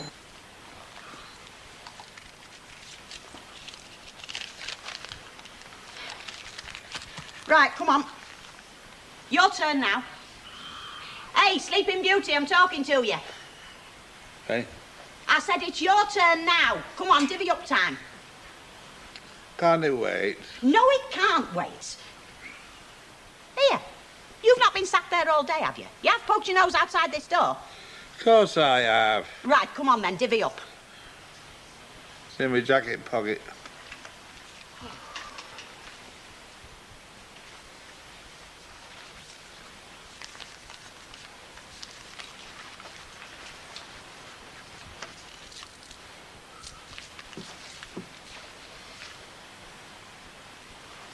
Well, where's the rest of it? There's no rest to it. You mean this is all you've collected all day? There's not £8 here.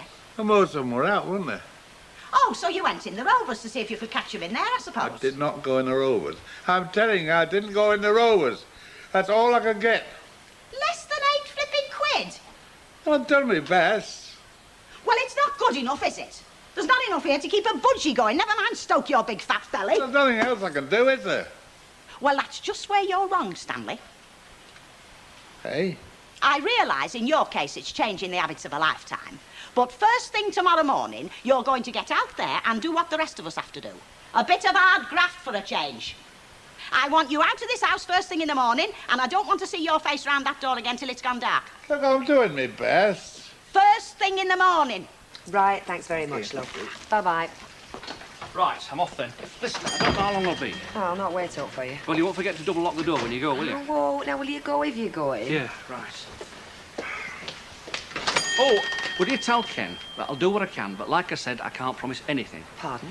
Well, that job he was after. He asked me if I could find out why he didn't get it. Oh, yeah, he did mention it earlier on. Anyway, I'll do what I can. Thanks very much, Al. Right, see ya. Oh, hello, Elsie. Oh, hey, up. What time are you due back in the tailor's window? About 5 minutes ago. I'll see you. Right. Give us half a bottle of gin, will you, love? Oh. Is this a private party, or can anybody join in? Very private. I'm going to give myself the best night I've had in weeks. Oh, anywhere special? Our front room. The girls are out. I'm going to get my little bowl and give me touches the treat of a lifetime. Bah, yeah, Kelsey, you don't have to see life behind that front door of yours. Shocking, isn't it? Ta-ra, love. I'll see you.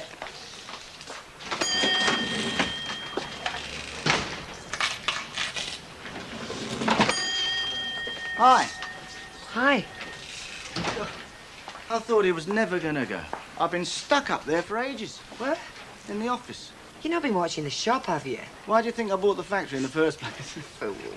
Here. I know this isn't the proper place to talk, but, well, you couldn't come to the flat. Well, not tonight, I couldn't, no. So here I am. Yep.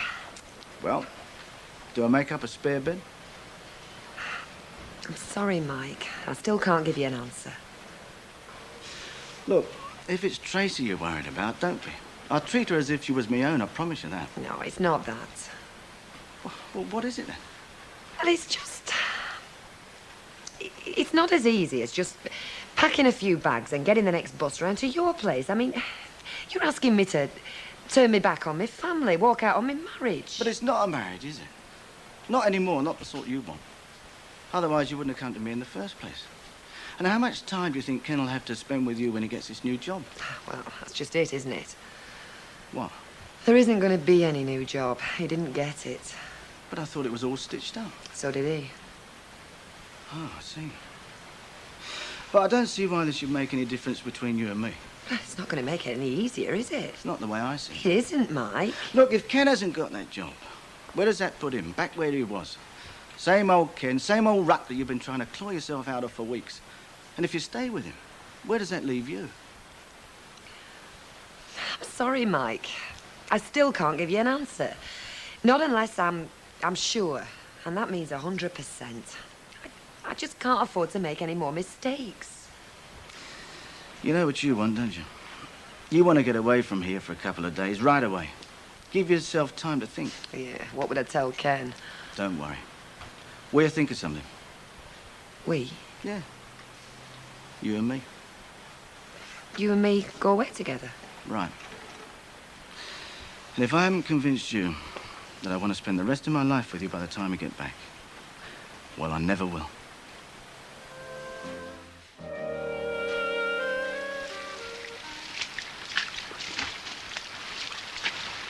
Hey, Chalky, just chew the cud for 5 minutes, will you? I'm nipping in here for a cuppa.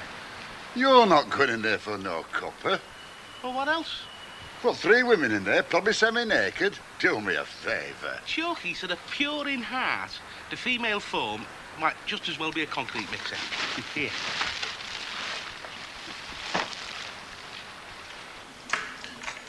Excuse me, anybody want any help with their corsets? Oh, not him again. Do you have to have breakfast with a flaming bin man? It's not just a flaming bin man, it's my Eddie. Hey, the 3 fellows I've just seen leaving said it was all right here if I play me cards right. I suppose you want a cup of tea, don't you? Well, it had crossed me mind. Go on, sit down. Lads? Morning. Suze? Hey, I've had a great morning, me and the lads. Do you know, we're halfway through our quote and it's not 8 o'clock. I mean, how many people can say that they've cleaned up a corner of the world before 8 o'clock in the morning? You mean you've been humping grotty dustbins? Close on 200, as a matter of fact. And then you come waltzing in here? Well, I thought I've done my whack for the community. I'll come and spread a bit of bonhomie among me friends. Oh, is that what you call it? Don't worry, Suze. You'll get to love me. Everybody does. And that's a fact.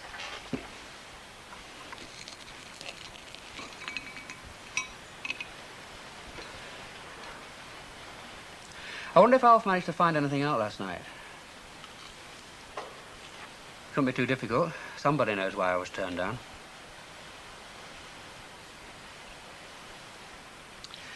I'd have been good at it, too. I'd have been very good. I know I would.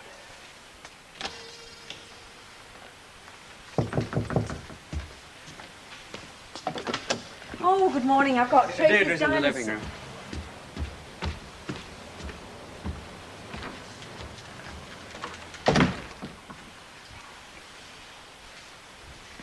Deirdre? Hello. Tracy left her dinosaur book last night, as I thought she might need it at school. I tried to give it to Ken, but he was in a hurry. Thanks very much, Emily. Tracy's just getting ready, actually. Right. Bye. Is Ken all right? He seemed... What? Upset. He didn't get that job. Oh, no. Poor Ken. Poor us all. No, but... Are you still seeing... Not so you'd notice. Does that mean... It means Ken's lost his job and he's been pretty upset this last couple of days, that's all. Yes. Will you tell him I'm very sorry? Yeah, I will. Thanks very much, Emily. Bye.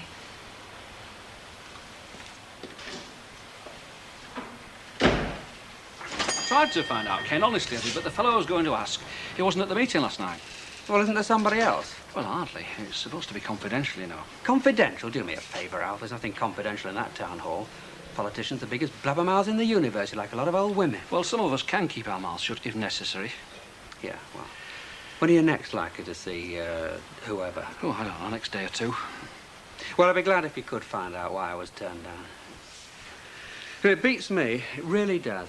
I had the qualifications, had the experience, and, even though I say it myself, the personality. You get to turn me down, I just don't understand it. I was banking on that job, too. I don't know. Would have been such a shot in the arm. We all need a shot in the arm, don't we? Well, it's only one job, isn't it, Kenny? I mean, there are plenty of jobs floating around in your business, isn't there? Local government, people retiring. I mean, it's not as if it was a steelworks or anything. The fat years have ended in local government like everywhere else, Mike. Remember Heseltine? What's he talking about? Of course he'd get another job, wouldn't he, eh? I mean, it's wheels within wheels, isn't it, eh? It's your town hall. What about all these jobs for the boys I've been hearing about, eh? Now, don't you start. Well, you can take a joke, can't you? Give us a packet of my cigars, will you?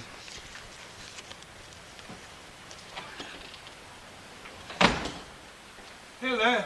Are you up there? Hello. Hello.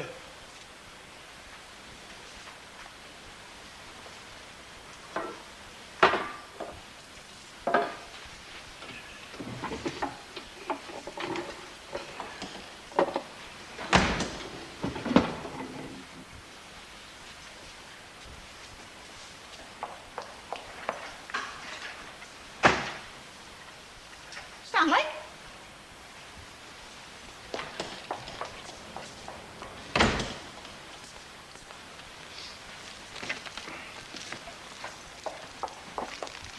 Oh, I thought I heard the back door shut. We had burglars. Burglars? That's a good one. What would they find to pinch in here? This place is like a pocket with a hole in it. No, it was Stanley, wasn't it? Having one of his day-long tea breaks. Here's us coming and he's off like a whippet. Oh, that fella, he gets worse instead of better. It's like having a 50-year-old truant in the house. Hey, listen to this. £92, 8p. Interest. It's nearly 100 quid for nothing. You are? Me and Marion's building society account. £100. Hey, money does grow on trees, doesn't it? Would have been a lot more if I hadn't lost that 1,000. Could I have a look, do you think? That's if it's not private, like. Of course it's not private, not to you, Hills, is it? Feast your eyes on that. Money in the bank. Building society, Ashley. Oh, same thing. Oh, it's right what they say, you know. More makes more. That's why folk like us never have a chance, because we start with nothing. And twice nothing's still only nothing, isn't it? Mind you, not that some of it's not our own fault. Cheer up, Hilda. The good fight's not over yet. Oh, I sometimes think it never started for me, Eddie. Do you know, in order of preference, I've always wanted a diamond ring, a set of pure silk underwear, a checkbook and a new oven. Which reminds me, what do you want for your dinner? Oh, I'll get a snack in the Rovers. Oh, right.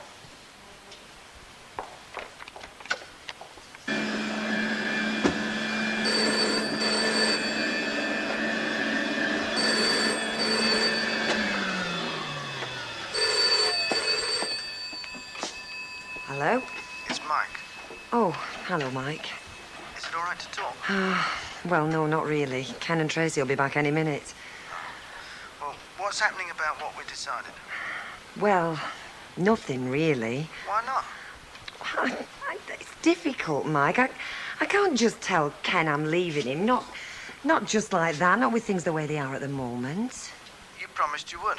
Well, I just can't, Mike. Well, what about this weekend? Well, it doesn't look as if it's going to be easy to get away for the weekend either. You sure you want to? Of course I want to. You'll just have to be patient with me, Mike. You'll just have to give me more time. Well, it's not easy. It's not easy for me. Look, I'll have to go. They're here. Hi. Have a good day at school, love. Yeah. What did you draw? Anything? A dinosaur. Oh, did you? Hey, I bet you can't draw a horse as well as I can. I bet I can.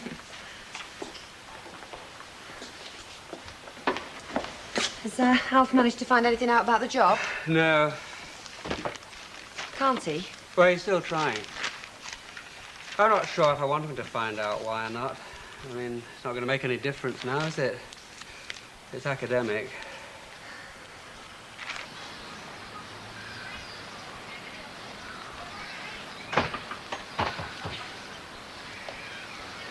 Mr. Kivax, have you got a minute? Just closed for lunch, Mr. Ogden. 12:30 to 1:30. You've got to have hours. Yeah, well, it won't take a minute, you see. I was wondering if you'd see your way clear. Well, I was wondering if by any chance you You can manage another few quid. I've got a medical bill, you see. Medical bill? Yeah, it'll be back. I'm having it done private, like, you know. You're not in Bupa, then? I did join the ROC. Mr. Ogden, you know the position as well as I do. Before I can let you have any more, I've got to see the colour of what I've let you have already. This isn't Oxfam, you know. I'm not a registered charity. I'm what you might call the local branch of the International Monetary Fund.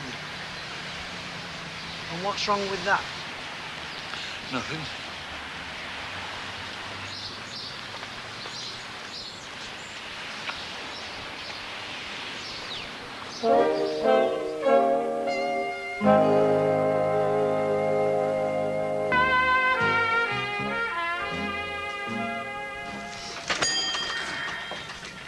Hello. You're soon, aren't you? I don't think so. Not that I'm not glad to see you, though. What am I doing?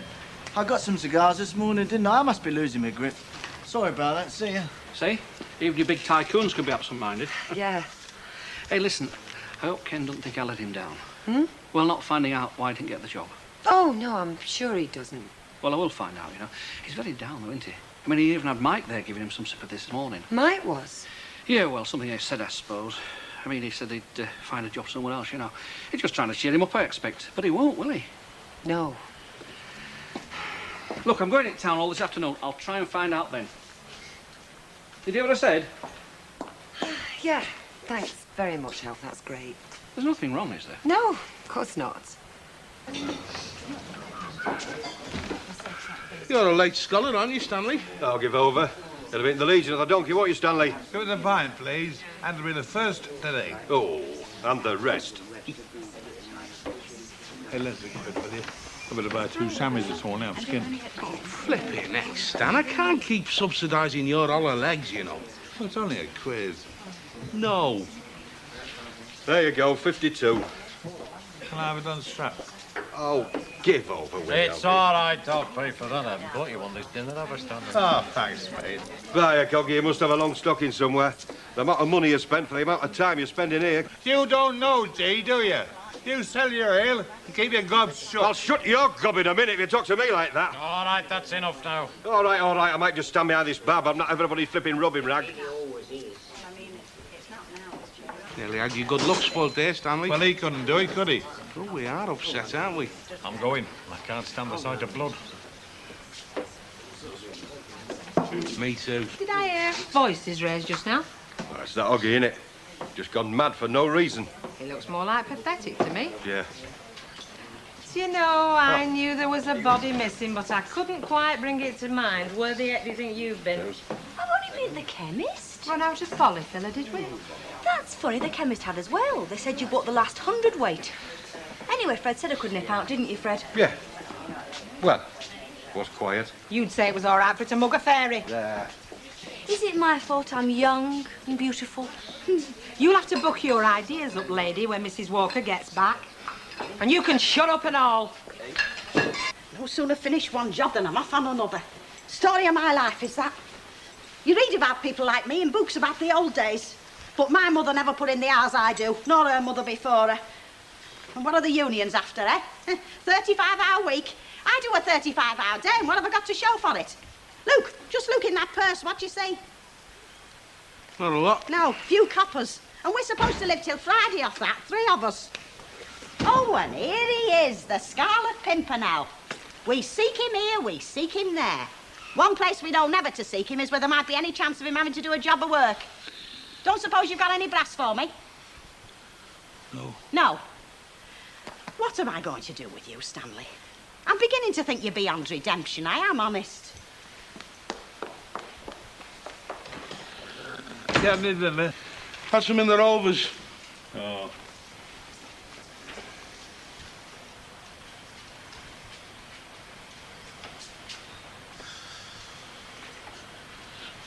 You're not eating then? The tin of sardines opening there. I don't fancy them.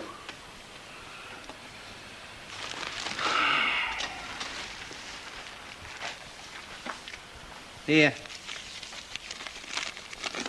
Here's a tenner. What's that for? Well, most of it's for Hilda. Give it to her when she comes home. Tell her you've collected a few bob off the round, all right? Oh, thanks, mate. Right, now you can go in the kitchen and make yourself a sardine sarnie. And you can make one for me and all. Of course, now I could go in the Rovers. No. Could I have my loaf, please? Yeah.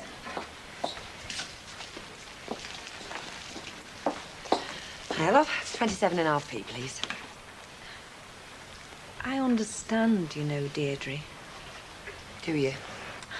Strange as it may seem to you, I do. Life is a vale of tears, you know, and thrashing about can make it a lot worse. What, you mean, just grin and bear it? Something like that. And just cherish the good times. Yeah, well, Mike thinks the opposite.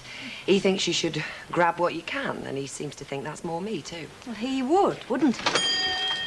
Emily. Hello, Al.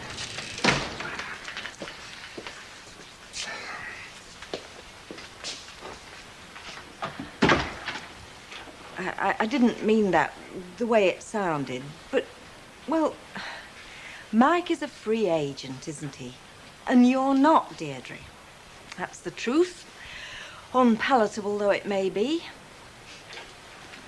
The last thing you want's my sort of advice, isn't it?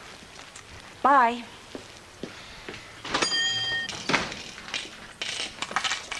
You been busy? No, not especially. Deirdre. Yeah. You found something out, haven't you, about the job? Yes, I have. Well, go on. Why didn't he get it? He's not going to like it. Why? Well, he hadn't actually got the qualifications for the job. But that's the committee that do the appointments, they seem to think he ain't got enough, well, gumption, I suppose you could call it. You know, get up and go, drive, energy. They thought his attitude was all wrong. I mean, they want a man of action, somebody to make things hum. And for all he's very clever, well, Ken doesn't do that, does he? Make things hum. Should I tell him? I will if you like. But we needn't say anything if you think it's kinder. I'll see. Thanks, Al.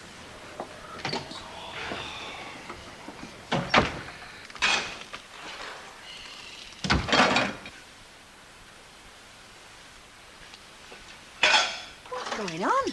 I'm making the tea, aren't I? I'm all right? Yeah, sure you are. Well, why isn't Fanny Flyby doing it? She's not in. Oh, God, she doesn't change, does she? She was just like this when she was here before. Young girl was a mug. Do you mean like I am now? Yeah. Oh, come on, Elsie. How much longer do you think she's going to stop here? Don't ask me. It could be 6 months, or she could do a book tonight if she felt like it. Don't raise me up. Hang on a minute. Here she comes now. If you don't like bad language, put your fingers in your ears. Hello, something smells good. Where do you think you've been? Shopping. I bought the most beautiful pair of shoes, bright red. They're fabulous. Why weren't you here getting us teas? Was it my turn? Oh, you know damn well it was your turn. Oh, I'm sorry. I thought it was tomorrow, honestly. Hey, aren't they lovely? Look. Now, look, madam, if you don't do your share of cooking and all that, then you're on your bike, and I mean it. Oh, Elsie, I will do my share. Really, I will. I mean, I like it here. I like you. I like Marion. Just can't stand her bin man, that's all. Oh. Now, just you leave Eddie out of this. He's all right, is Eddie? Then keep him out of the house. He's got as much right here as you have. The only reason he comes in here is to clock me in my nightie. He's not like that, Eddie. He's normal, isn't he? Course he's normal. Oh, and how would you know? Now, listen here, Now, Susie. shut up, the pair of you. I've had a hard day's work and I want a bit of peace and quiet when I we're come not home. yourselves. Oh, get on with the tea, will you? Do you know how many pairs of shoes I've got now? 4. I tell you what I haven't got, madam. From you, I haven't got next week's rent or last week's. Well, first things first, Elsie. You spent enough on shoes in your time, didn't you? Bunker one before You'll have to I'm get much in the queue older. first, love. You'll have to get in the queue. This one by Jeff James, age 13. These two high contrast pieces by Donna Burgess, age 14. What are you doing sitting in the dark? Watching telly. It's early. Started as the news. Tracy's having a tea round at Annette's.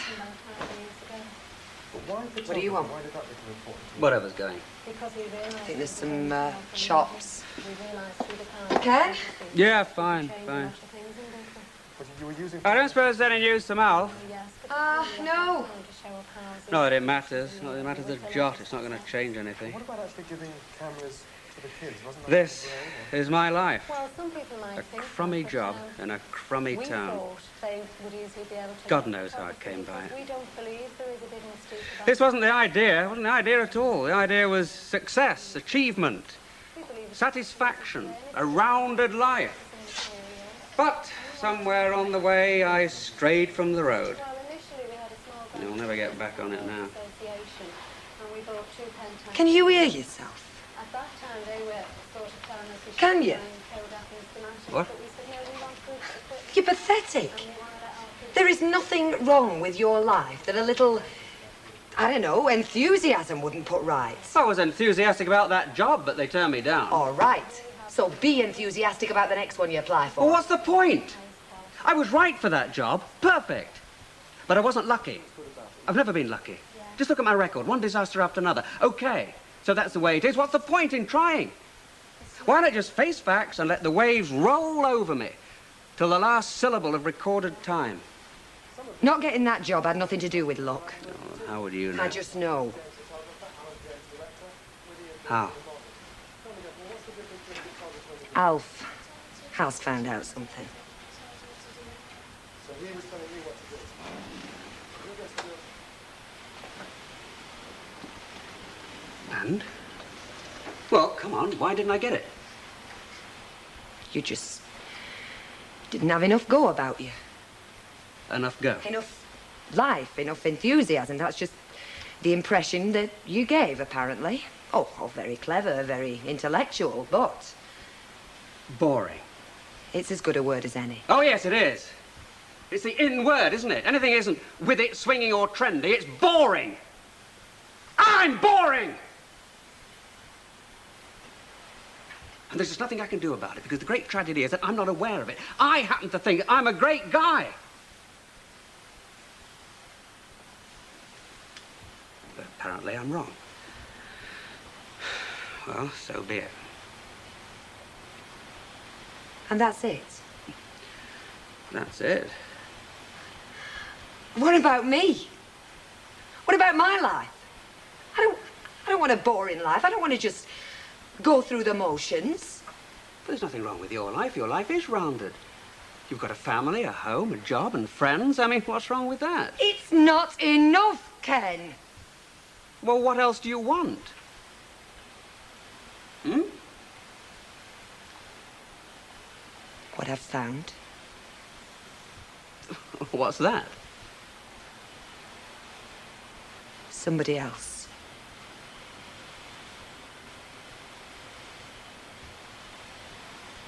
Who? Mike. Mike Baldwin.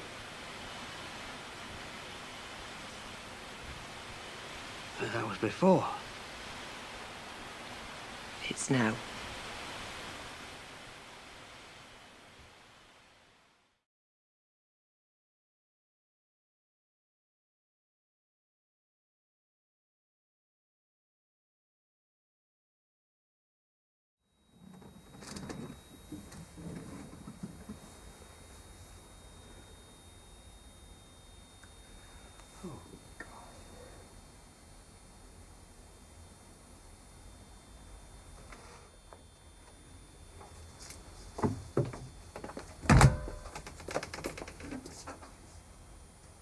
What's up? Is there something wrong? You haven't slept down here all night, have you? Well, what does it look like? What's going on? Something wrong? Look, just let it go, will you, Uncle Albert? I don't want to talk about it. James is not ill, is she? No. Have you been having a row, the pair of you? Look, I've already said I don't want to discuss it. Oh, I see. Mind my own business, eh? When I mind my own business in my own... Look, for God's sake, Uncle Albert, leave it, will you? Just leave it. Oh, I mean, I don't know.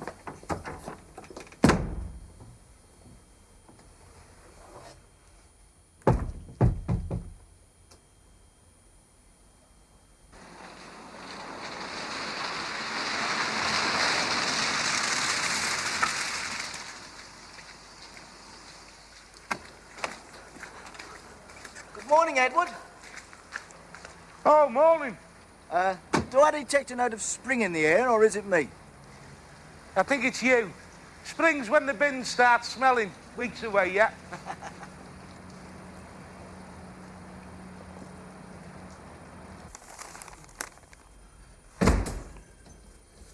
Oh, it's parky out there this morning. Cold enough for a walking stick. Any tea in that pot? Should be. Oh, come on, Stan, what's the news? How should I know? How should you know? You've got the paper. I don't know. The cream of British journalists are scouring every pub in Fleet Street for all the news that's fit to print. And you just don't care. Smashing bird on page 3. Nice-looking birds on page 3 aren't news. In fact, in your case, they're history. No, shut up, will you? I'm trying to do my horses.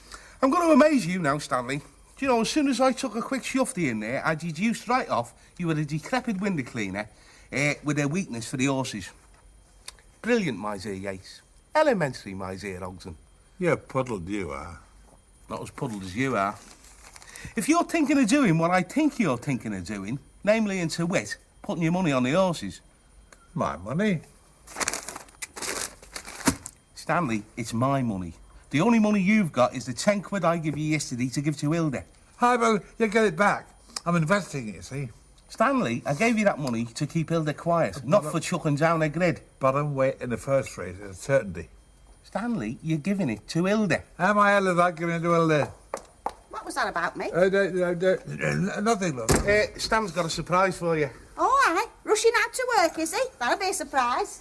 Go on, give it to her. Shut up. Give it to her. She knows about it now. You. Oh, he's a comic, isn't he? Cracking on, he's fed up. Yeah. You know, you're a right smoothie, you are, Stanley.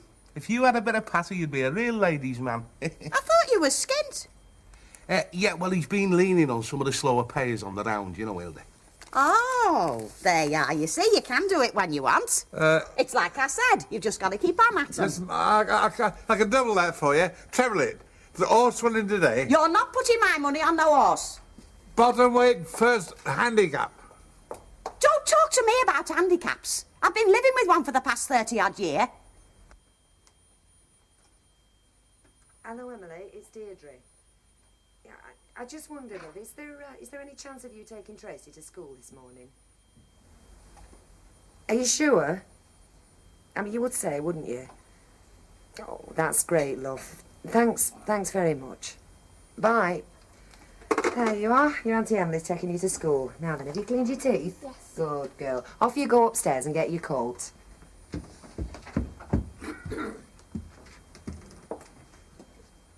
Ken says he's not going to work. What's going on? Have you been falling out of something?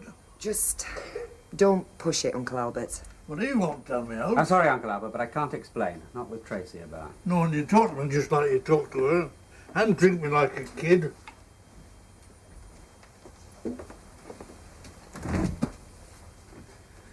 We've got to talk. Yeah, I suppose we have. There's no suppose about it. You think you'll drop a bombshell like you did last night to suddenly announce that you're sleeping with another man and then... Oh, come on, darling. Put your coat on. Put your one hand in. Yeah, that's it. And the other. Good girl. Oh, that'll be Emily. Hi. Ooh, hello. Hello, Tracy. All ready for school? Morning, Ken. Morning. It's ever so good of you to take her, love. Oh, no, I enjoy it. I don't have to be in the office till 10 o'clock. Mind you, it keeps me busy once I'm there. Well, if you're ready, Tracy, say goodbye to Mummy and... Bye, Uncle Mummy. Ken. Bye, Daddy. Ken seems very quiet. Bye-bye, love.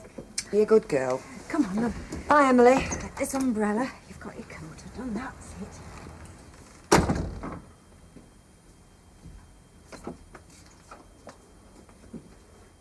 You going to eat that? No. I'll shift it then. Deirdre, we've got to get this straightened out. We've got to talk about it. I wanted to talk last night. You were the one who went all silent. You were the one who insisted on sleeping down here. Because what you said knocked me for 6. It still has. I know. I know I hurt you. And I'm sorry. You're sorry? It's a bit too late to be sorry!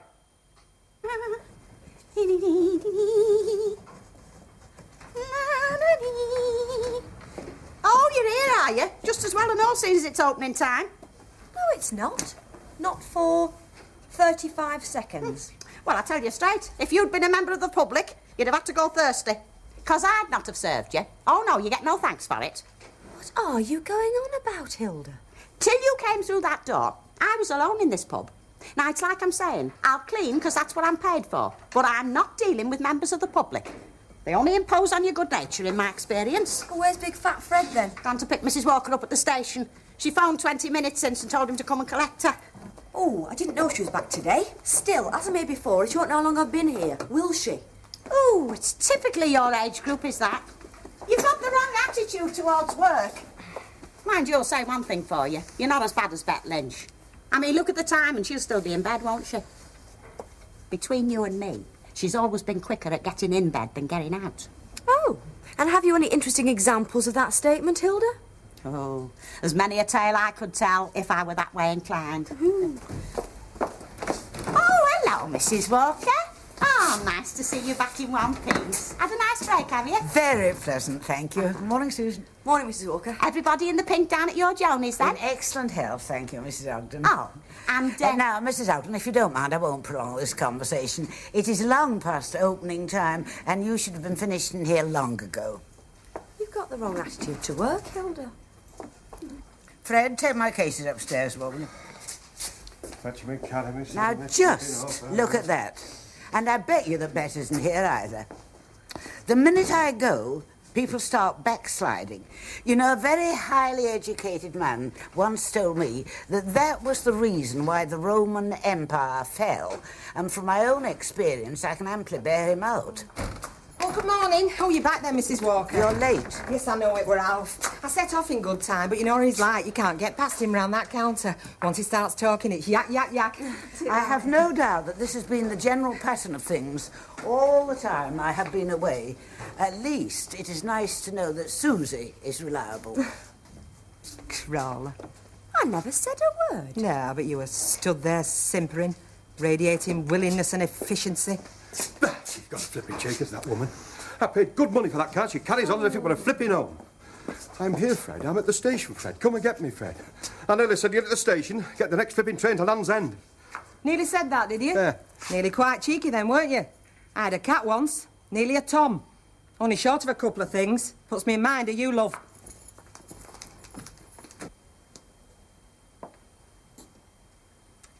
Just rung Alf. Told him I'm not going in this afternoon. I heard you. I take it you've decided to pack your job in as well as me. I never said I was doing You that. don't need to. Your actions speak louder than words. Ken. Presumably you've got your future life all worked out. I haven't got anything worked out. Well, you don't expect to go on living with me, do you? Well, you have an affair with Baldwin on the side? Of course you do. Wouldn't surprise me. You thought about nobody's life but your own. Not mine. Not Tracy's either, just yourself. It isn't like that. Well, you could have fooled me. Do you think I wanted it to happen? Do you think I wanted this? Because you're so bloody stupid. Why? Oh, come on, Ken. You don't really want to know, do you? Of course I want to know. I want to understand it, for God's sake. Oh, well, that makes a change, I must say. Because you've never really wanted to know about me in the past. You never really cared about what I thought or what I wanted. It's always been what you wanted. That's not true. And you know that's not true.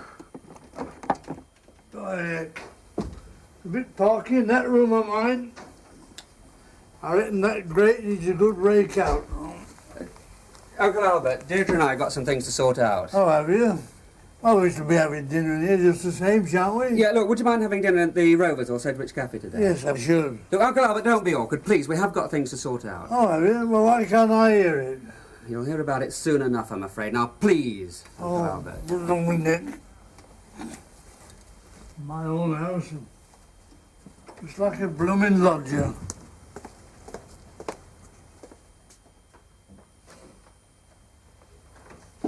I'll make you something to eat. The hell with something to eat. I want this thing out in the open once and for all. Now tell me, just when did this nasty little affair get underway? Oh, it has to be nasty. Of course it has to be nasty, and don't try to pretend it isn't. Well, maybe it is. I don't really know whether it is or it isn't. And just how long has it been going on? Not long. Since about Christmas. Oh, I see. The season of goodwill to all men, especially Mike Baldwin. Look, do you want to know about this, or are you just going to sneer and make nasty remarks? Because if that's all no, you can... I want to hear about it.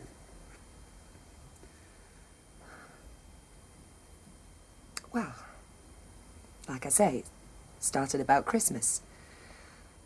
You and me were rowing about going to my mother's. I mean, that's not really important. I just needed someone to turn to. And he was there. And he talks to me, and he listens too. Oh, I see. You're seriously claiming that I don't talk to you now, are you? Well, you don't, Ken. You talk at me. It's like a missionary talking to the natives. Oh, well, very nice and polite, but a million miles above their heads. And if the natives want to have a little jabber, you'll nod and smile, but you're not really taking any notice of what they're saying. Do you know what you do, Ken? You tolerate me. And I wanted to be close to you. And it's just like you're 100 miles away. You know what you're doing, don't you? You're just picking out any excuse you can think of to justify yourself. I'm not trying to justify it. I'm trying to explain it. How could you do it, Deirdre? I mean, my God, it's less than 2 years since we got married. Yeah, well, it doesn't feel like it. Shall I tell you what it feels like to me? It's like I'm part of the wallpaper or a piece of furniture that's been around forever. I mean, you hardly ever look at me, Ken. If I grew another head, it'd be a week before you noticed. Honestly, the way you act, it's like we've been married for 20 years. Yes, well, maybe that's how I am. If Val was alive, I would have been married for 20 years. I mean, it's a fact of life. Most of my adult life, I have been married. But not to me, though. Damn it, Ken, not to me.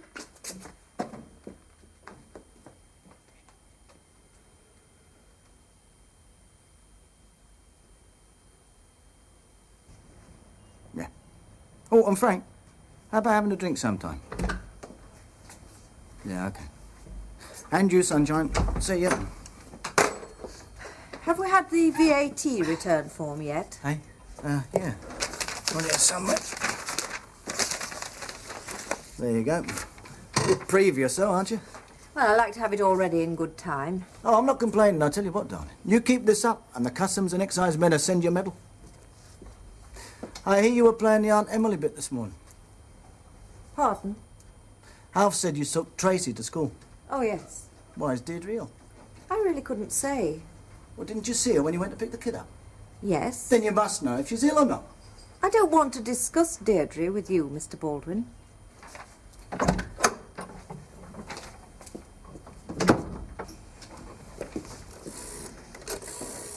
All right, for the sake of argument, let's suppose I neglected you, though I don't agree that I did. Well, you wouldn't, Just let me finish, for God's sake. Even if I had.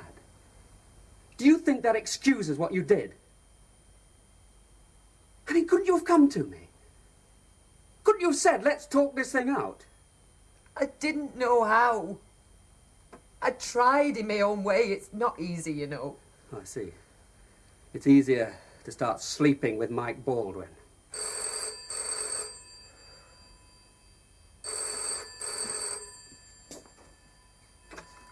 Hello? It's me. Oh, Mike. Listen, I can't talk now. Why, what's the matter? Nothing. I just can't talk now. I'll speak to you later. Oh, no, you won't. I'm sorry to interrupt you. Who's a little chat? No doubt there have been a good many of those over the past few weeks. Baldwin, of all people!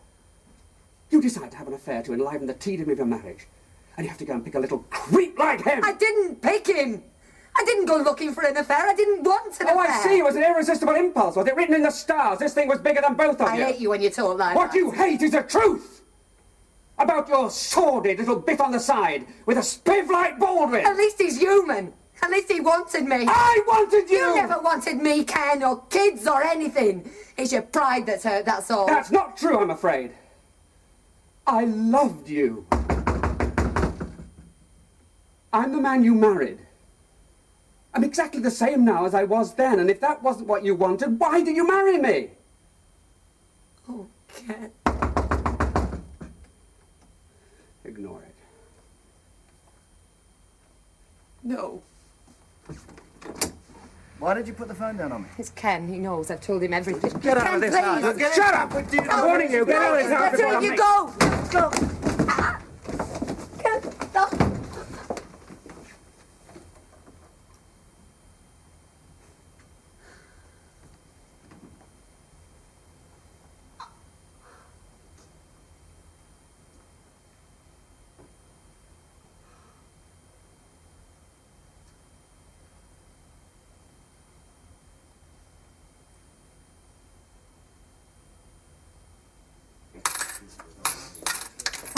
Oh, hey up, who got you ready? No, Lynch, don't go spoiling my sunny moon on my night off.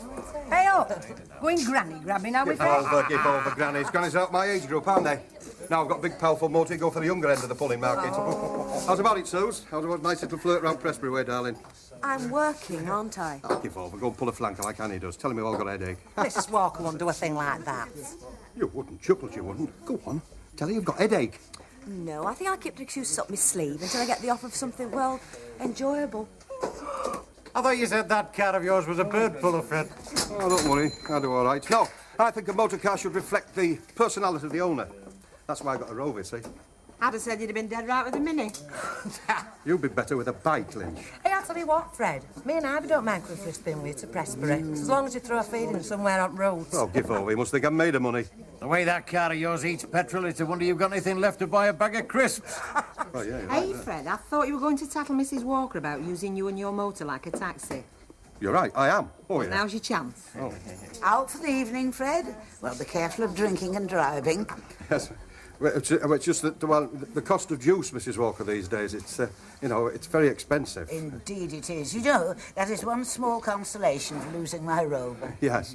What I was meaning, Mrs. Walker, was with the cost of the petrol and, like, you know, journeys like going to the station and bringing you like I did this morning. That is why I travel by train.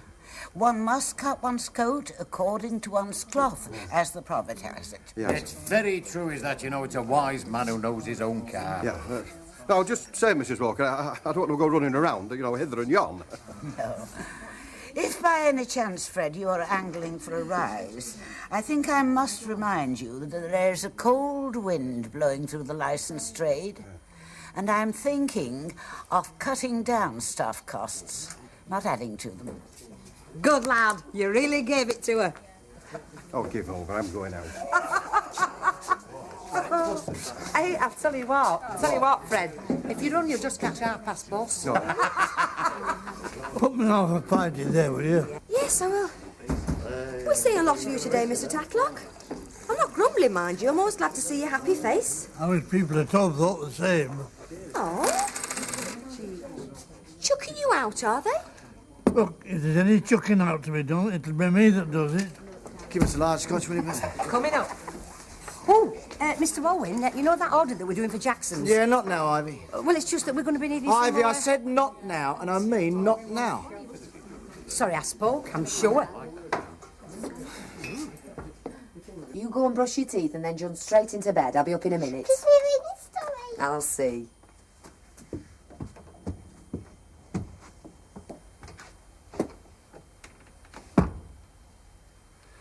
I don't know how you can just go on as if nothing's happened. Tracy still has to be looked after, doesn't she? Life does go on, doesn't it? There's no point just sitting around full of self-pity. Oh, yes, I do feel sorry for myself, I admit that, but then I think I've got a good reason. I also think that I've been very, very stupid because I trusted you. Do you know that? I trusted you. Like I said, Ken, I didn't plan it. Oh, but your planning was first class. Don't be modest. What do you mean? What do I mean? I mean all those evenings you spent round at Carol's. Carol's new baby, all those lies. You've had a lot to say about my faults. What about your deceit? All right, I lied to you. I didn't want to hurt you. It's the calculating deceit of it that really gets to me. And all this later stuff you were giving about you and Carol going to her parents' caravan. What you were planning was a dirty weekend with Baldwin. My God, you've done your best to make out that all this is my fault. Do you think that since we've been married, I've never fancied somebody else? Of course I have. Everybody does sometimes. But if you want to stay married, you don't give in to it. I know it was wrong. I wanted something you wouldn't give me. I know what you wanted. You talk about my self-pity. What about you? You never gave a damn about how I might feel. It was all what you needed, what you wanted, all you. It wasn't like that. I swear I didn't want it to happen. I didn't want us to break up. Then you should have stopped it before it started, because it has happened. And as far as I'm concerned, it's killed whatever we had.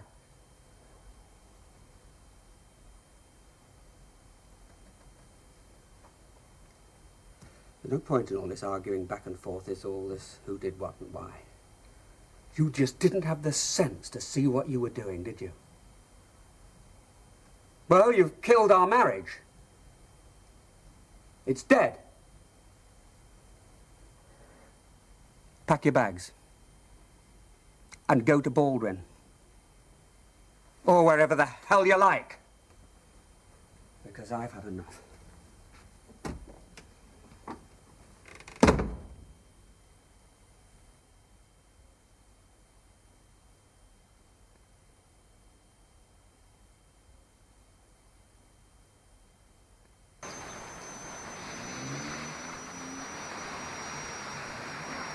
Cold enough for you? Oh, already. Should have been up at 6 o'clock this morning. That would have put a bit of colour in your cheeks. Will you button up, love? Yeah, well, I'll see you then. Yeah, right. Hey. Hey. Everything all right then?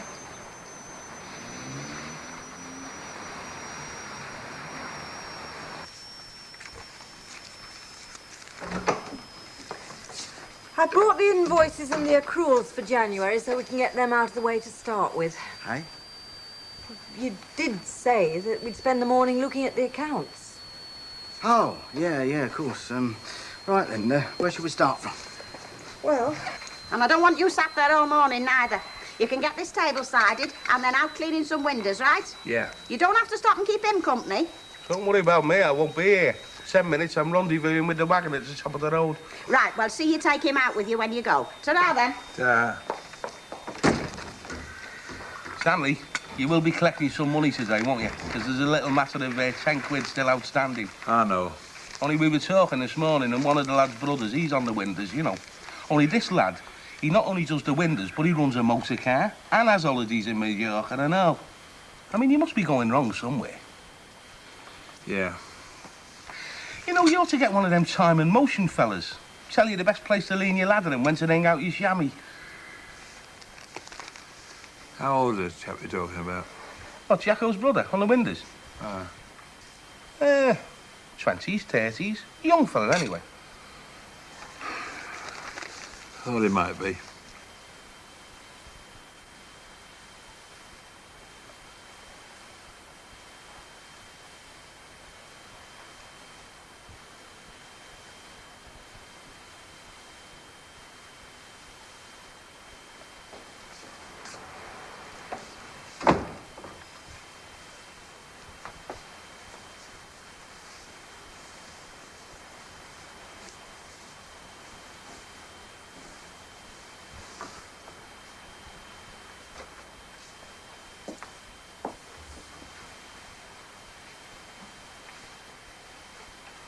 Uncle Albert not up yet? No. Right. I'll go and start packing. I don't suppose I need ask where you're moving to. Shouldn't think you care, do you? Or have you forgotten it's you that's telling me to get out? No. And I haven't forgotten why either. All right. You want me to go? You want me to get out? I'm going. Good. Oh, thanks. Well, what do you expect me to say? Do you expect me to say that I want you to stay, that I don't mind you having an affair with Baldwin? No. And I don't expect you to understand why I had an affair with him either. All right. Like I said, I'll go and start packing.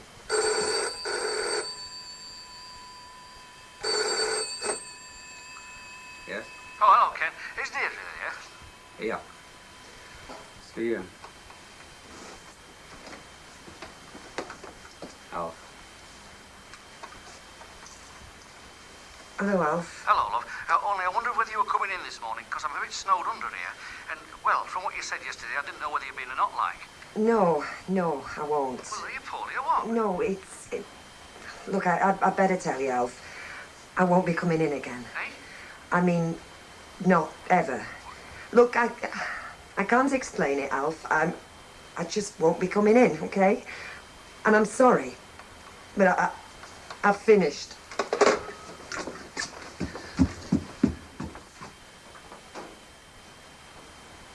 You're going to get me flipping shot if I don't get across that factory, Sharpie. Sorry, Give us a jar of coffee, cheapest you've got.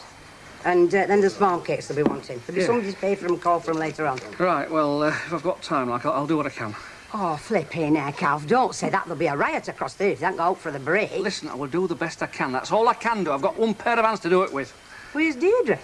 What's up? Is she poorly or something? Don't ask me. All I know is she's not here.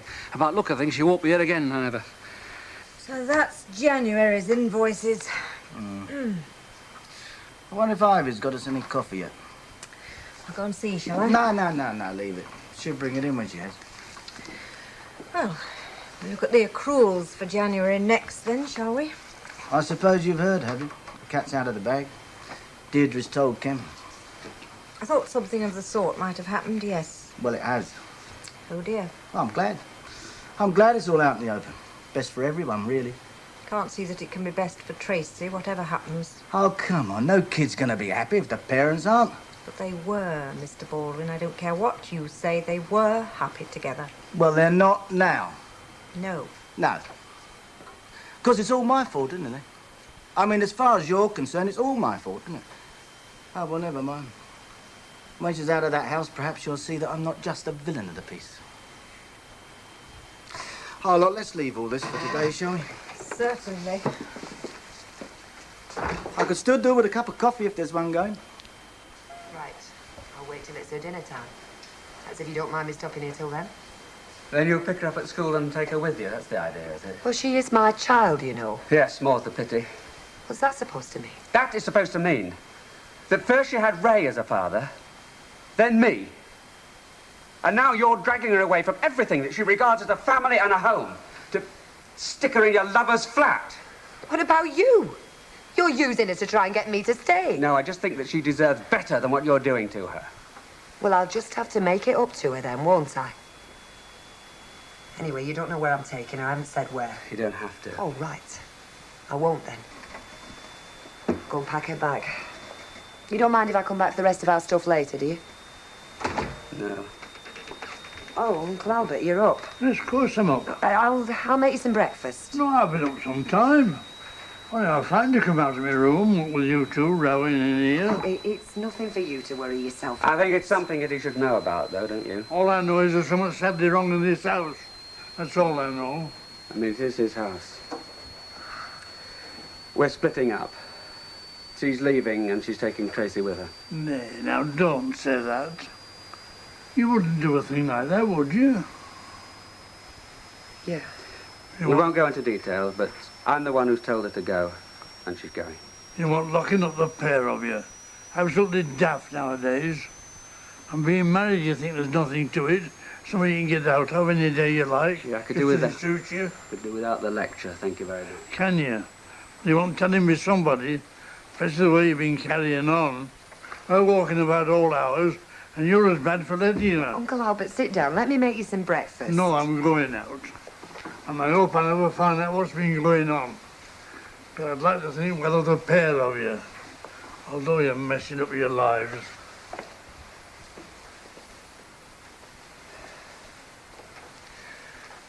Had to be done.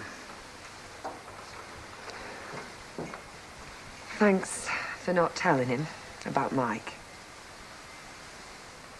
That was to save his feelings, not yours. Oh.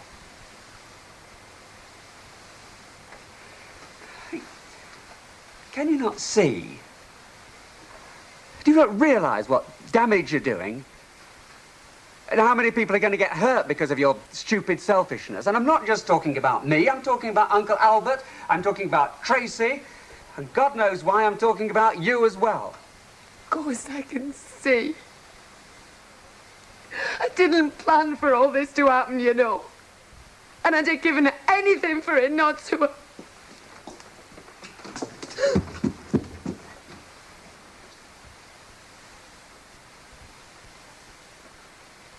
Hello, my sweet. Would you like a lager, love? Yes, please, Doc. Vera? Yeah, I'll have the same, kid. Hello, Bert. Now, what are the workers having? 2 glasses of lager, please, kid. Coming up. Hey, what sort of pies have you got?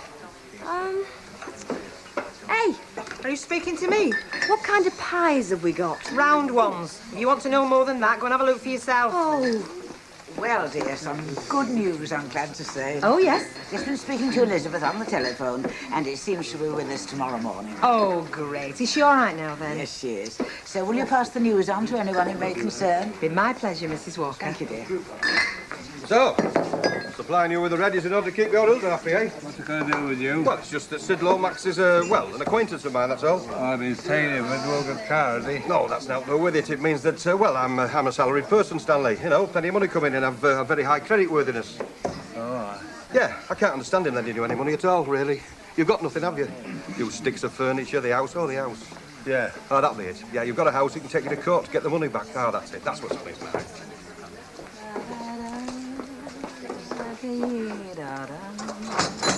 Having a rest, are we? Yes, love. Don't worry. Soon be your turn.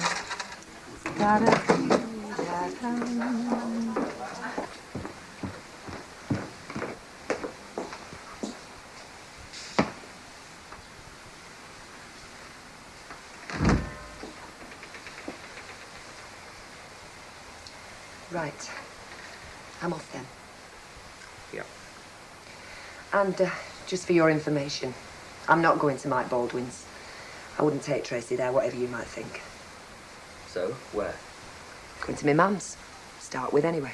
Your mother's? Yeah. For God's sake. I thought at least you'd be pleased about that. Can't I do anything right? You're ending our marriage, you're breaking up this family just to go to your mother's. I mean, what does that solve? Well, it gets me out of here, doesn't it? It gets me away from you. Ah. Well, that's what you said you wanted. For me to go. Yes. Because of what you've done. Because of what you think of our marriage. And don't you go trying to tell me that I'm the one who's ending this thing. It's your doing. It's been your doing from start to finish, and it's you that's walking out of that door now. Right. Now we know. All right, well, just don't you think. Just don't think that when you walk out of that door that you're ever coming back. I won't.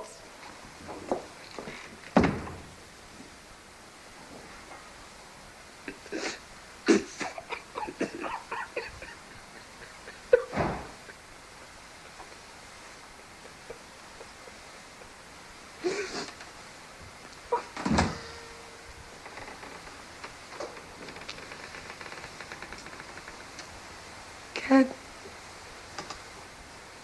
I don't want to go. Don't make me go. I don't know what I'm doing anymore. I don't know why I'm doing this. You and Uncle Albert and Tracy, what must you think of me? I couldn't go through the door, can I go? Please don't say I've got to go. I'll do anything. I'll go and see my Baldwin. I'll tell him I'll never see him again. I'll never see him again as long as I live.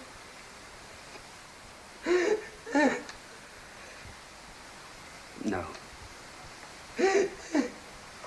No, I'll tell him.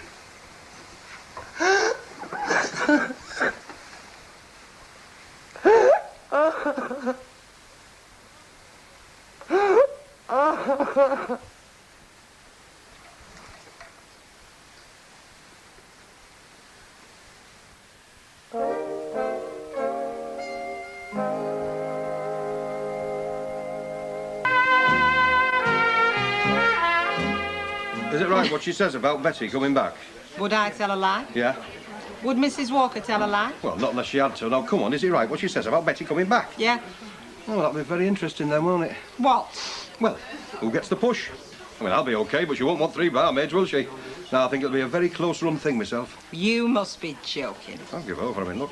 She's been a big hit with the customers, our Sue's. It must be them big baby blue eyes. There'll be big baby blue black eyes if she's thinking of stepping into my shoes. Just a half, then.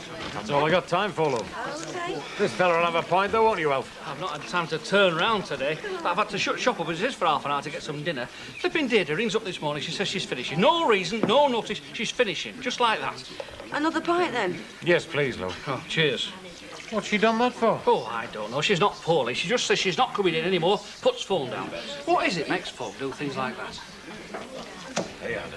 Anyway, can we have a pie as well, love? Yeah, I think you've got enough to keep it going till then, yeah? Oh, I'll talk to you later about this, all right? But what I if we said run out of- later, all right? Yeah, all right.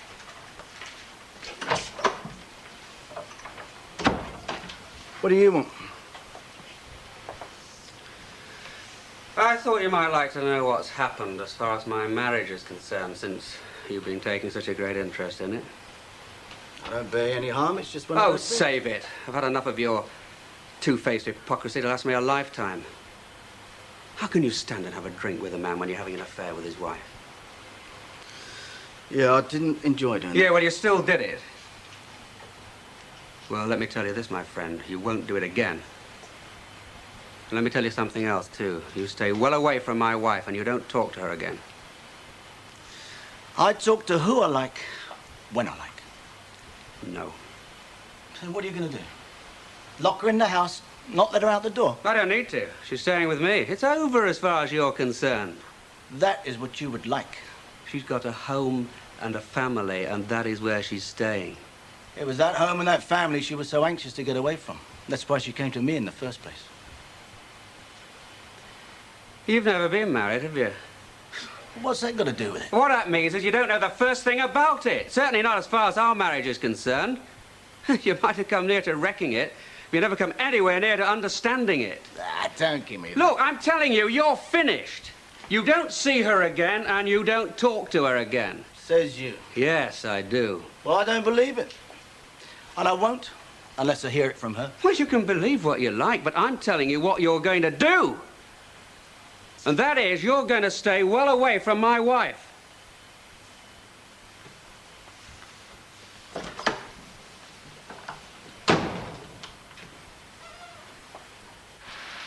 Right, this is Gartside Street. What number did you say it was? Number 16. 16. That'll be the one next to the shop. Now, have you done that one or not? Well, it's on the round.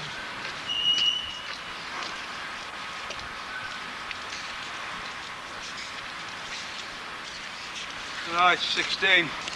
All right.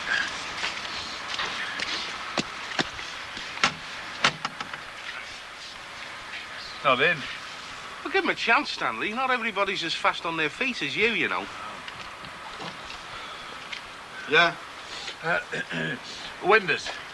What about them? He wants pay for cleaning them. That's what about him, pal. All right, since when? Oh, a bit since. There's a bit since and all. The only person that's been near these windows in about 3 months is me. Now, you don't expect me to pay him for that, I hope. Have you been doing them, or haven't you? Well, I might miss him on and off. I'll tell you, it's that long since I set eyes on him. I thought he must have retired. Anyhow, I'll do it myself now. All right? Yeah. Sorry to trouble you. It's all right.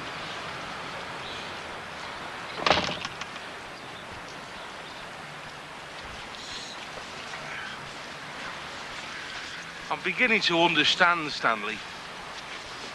Look, you can't expect people to pay for you doing their windows if you're not doing them. No. It's all right, I'm not going. You're not? No, I'm stopping with Ken. Oh, that's wonderful. Oh, I don't know that I've been all that wonderful. Oh, I'm just so pleased that you're staying. Nothing else matters now. It's all in the past. I suppose so. Here I was, coming to try and persuade you to change your mind. I'm certainly not going to do that. I hope not. Listen, do you want a cup of tea? Well, if you're having one. Come on, I'll put the kettle on.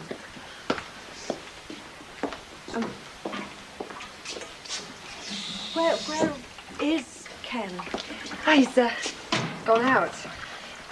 Actually, he's gone over to the factory to have it out with Mike. Oh, he certainly wasn't there when I left just now.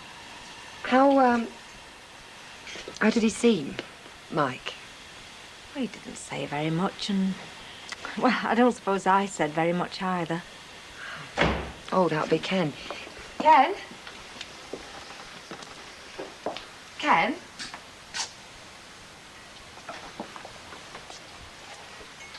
Oh. Hello, Uncle Albert. Yeah, we on then. I'm not going. You're not? No, and I'm sorry I ever said I was.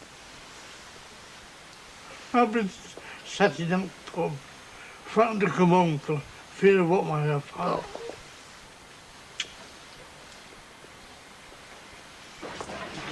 I thought I'd find you here, my sweet. Well, somebody has to keep us company. I was just coming. Yeah, well, while he's here, let him have a drink, kid. What are you having? Well, thanks, love. I'll have half a bitter, but I'll tell you what, I'll get it myself. No, you won't. Listen, it's my shout. Right, tell love. Bert, have you got any idea why Ken Barlow should go calling on Mike Baldwin and get me shouted at? You what? And why his wife, on the very same day, should tell Alf what he can do with her job. 29, Vera. No, love, and I don't care because I'll tell you why. I've got enough troubles of my own without worrying about other folks. Yeah, but it's other people's troubles that take your mind off yours, kid. That's why they're there. Well, I must say she's been extremely conscientious, and I always think it's a nice thing to have a young person about the place. Talking about me, are you? No. Didn't think you were. And as to the question of her leaving, well, of course, I shall make my decision when the time comes. But I do hope that none of you regard your positions here as being assured for life. I hope you're not trying to put the knife in for me, G. No, I was just... Because if I do get the push from here, I shall be taking your fat nose with me as a leaving present. Well, give over. I'm in the same boat as you by what she's just been saying. Don't forget it. So when? I mean, when are we going? Tomorrow morning, 10 o'clock, the Ringway. Serious? Oh, these are serious enough, aren't they? Took some finding, too. I've been round just about every travel agent in town. Well, what about... And I called on Emily on the way back, and she will be delighted to keep an eye on these two while we're away. Well, I wondered what you were up to, but I never dreamed that... What we need. Get away for a bit. Get ourselves sorted out. How about that? Would you like your Auntie Emily to look after you while Mummy and Daddy go on holiday? Yes. Where is it you're going to? Malta. Well, I don't know. Been a right day, this has. Well, don't worry. It is only a holiday. We are coming back, I promise you that. I'll go. We'll have to bring you something back, won't we, from Malta? I want to see Deirdre. I've told you, you can't. You're keeping her here, aren't you? Oh, don't be ridiculous. I want to see her, and I want to hear it from her. What is it? All right. He said that you're staying here and you don't want to see me again. Yeah. I'm sorry, Mike. But you can't be. I'm sorry. All right, that's enough. Okay, you've heard what you wanted to hear, all right? So in future, just stay away.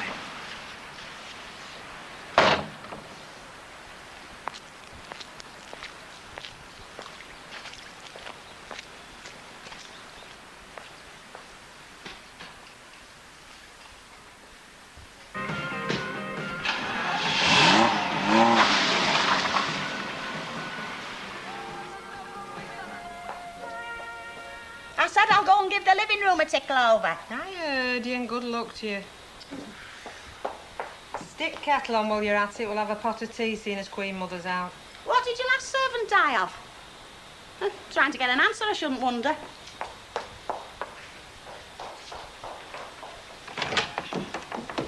Oh, I don't know. It's like the reading room at the flipping library, this place. Only there's more noise in the library.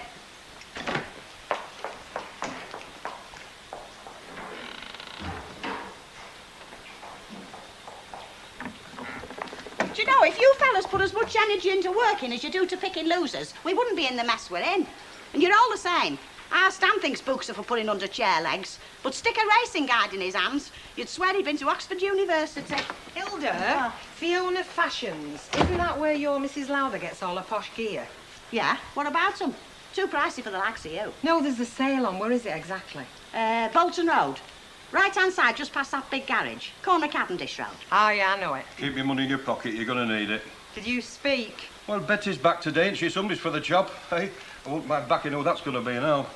What's he talking about? Well, he has this theory, you see, Hilda, that Annie's going to give me the push and keep Susie on.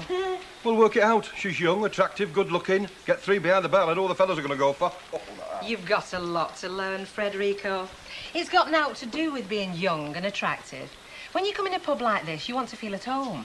You want somebody comfy, somebody familiar.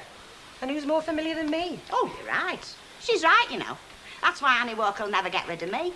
She's comfy with me. Same with Bet. Comfy, like a pair of old boots. You get it? Pair of old boots. You're going the right road for a clip round Theo. Take no notice of Oh, him. dear me. Although, mind you, when you come to think about it, she's a very funny woman, is Annie Walker. Unpredictable. Oh, don't you start, Hilda. Who's left front door open? Work it out, Lynch. You were in last.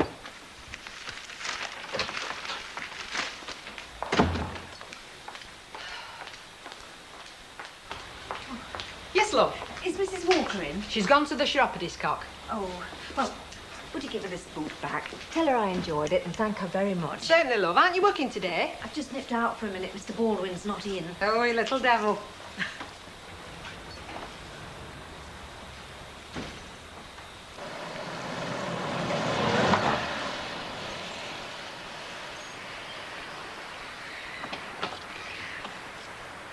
Morning.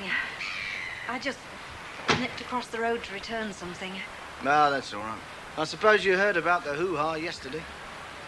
Yes, I understand you went round. Yeah. But did he tell you he slammed the door on me without giving me a chance to talk to Deirdre? No, I... Yeah, well, you tell him he hasn't got away with it. Because I'm going back over there and I'm going to get the truth out of her. There's no point, Oh, yes, Mr. there is Baldwin. a point. She may be finished with me, but I want her looking at me when she says it. When she says it. She's not there. They've gone to Malta. They left early this morning. Malta? Ken spent most of yesterday searching the travel agents.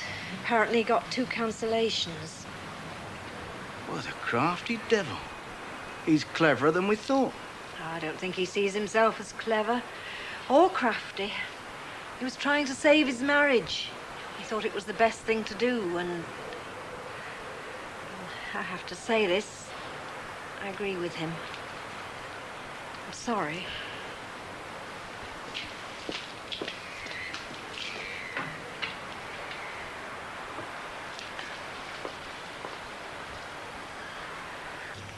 Thanks, love.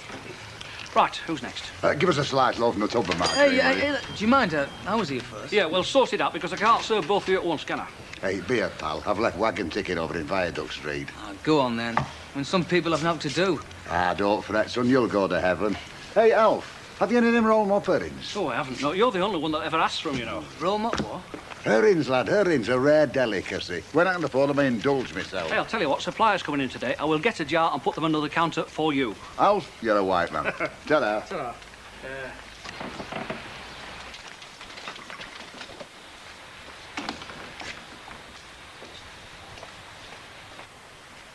She's here. What you doing when entitled to us break? Yeah, but... Oh, sit yourself down, you big Jessie.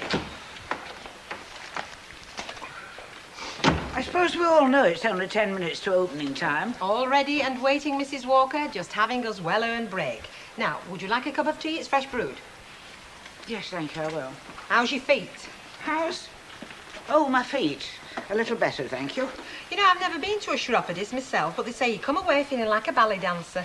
Yes, well, that could be a slight exaggeration. Elizabeth not in yet? No, not yet. It's only 10 to, Mrs. Walker. I'm aware of the time, Fred. Oh, I finished the bathroom, Mrs. Walker, so I'll be off now. Left it gleaming, I have. As it should be. Yeah, right then. Oh, hello. Morning. Morning, Mrs. Walker. Elizabeth, dear, how are you? Oh, I'm a lot better. Good. Well, now, take care. Yeah. And you don't need to come until opening time for a few days. Oh, thank you very much, Mrs. Walker. Welcome home, my love. Hello, Duck. You glad to have me back? You what, after little Dolly Deirdre? Hey, if you're talking about Susie, she brought in a lot of custom. Didn't you, Mrs. Walker? Had a certain charm, I suppose. Oh, aye, but what else? I mean, she was a bit come day, go day when it came to the married fellas. And a touch careless with the change. Get away. Am I right, Hilda? Wouldn't you say? Bit flighty. I'm not too careful with the sums. Well, You see, I'm not the only one. Morning, Chuck. I bought the cakes. Oh, Bayek, you are a good un. You want a bacon sarnie? Hey. Hey. I'm making a cold bacon sarnie. Do you want one? Aye, all right, yeah. Oh, don't force yourself, will you?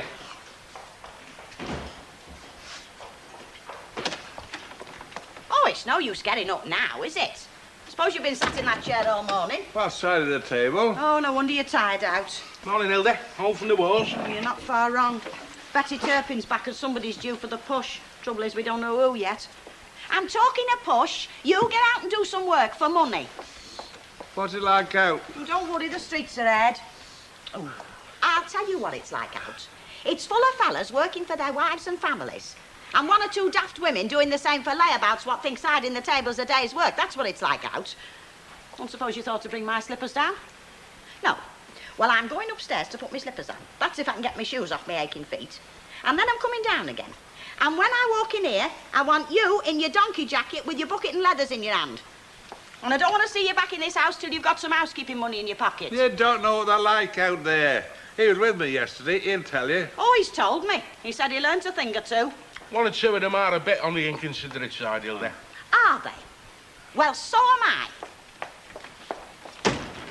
Dead inconsiderate, aren't they, Stanley? They want their windows cleaning before they cough up the brass. Hey, watch it, watch it. Do you know, I don't know how you do it. I don't, honest. How you come home with any housekeeping at all? Well, I get the odd quid here and there, you know. Not a fellas like the one we met yesterday, you don't. They're not all like Rimmer. Good job and all. Here. You have that. I'll go and get your gear.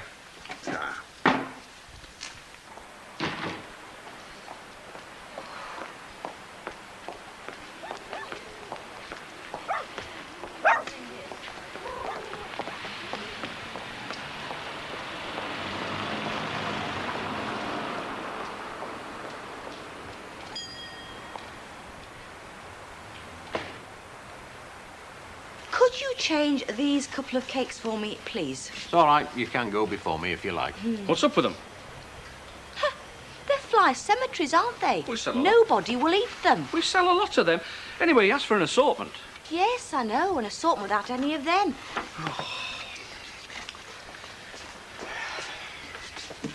Well, maids of honour, do you? Lovely. I wouldn't have had to do with them myself. Oh, you've never known any. That's very true, love. Here. Don't say I never do naught for you. Oh, thank you kindly, sir. And you, sir, and God bless both of yous. What was it you came in for? Oh, aye, the council report. Oh. Hello, Mr. Fairclough. I'm just on my way back from the wholesalers. Good. All well, are they? Yes, they're fine. Can I have a jar of our usual coffee, please? Then you can have a cup when you come in the shop. Mavis, if you've been out on shop business, what are you so nervous about? Well, I'm not nervous. Oh, sorry. Thank you very much. Oh, thank you. Mavis! Coffee. Oh, thank you. Listen, I'll go get that report before the rest of the street come waltzing in. Oh, it's upstairs. Won't be a jiffy. Come on, mate, come on. Oh!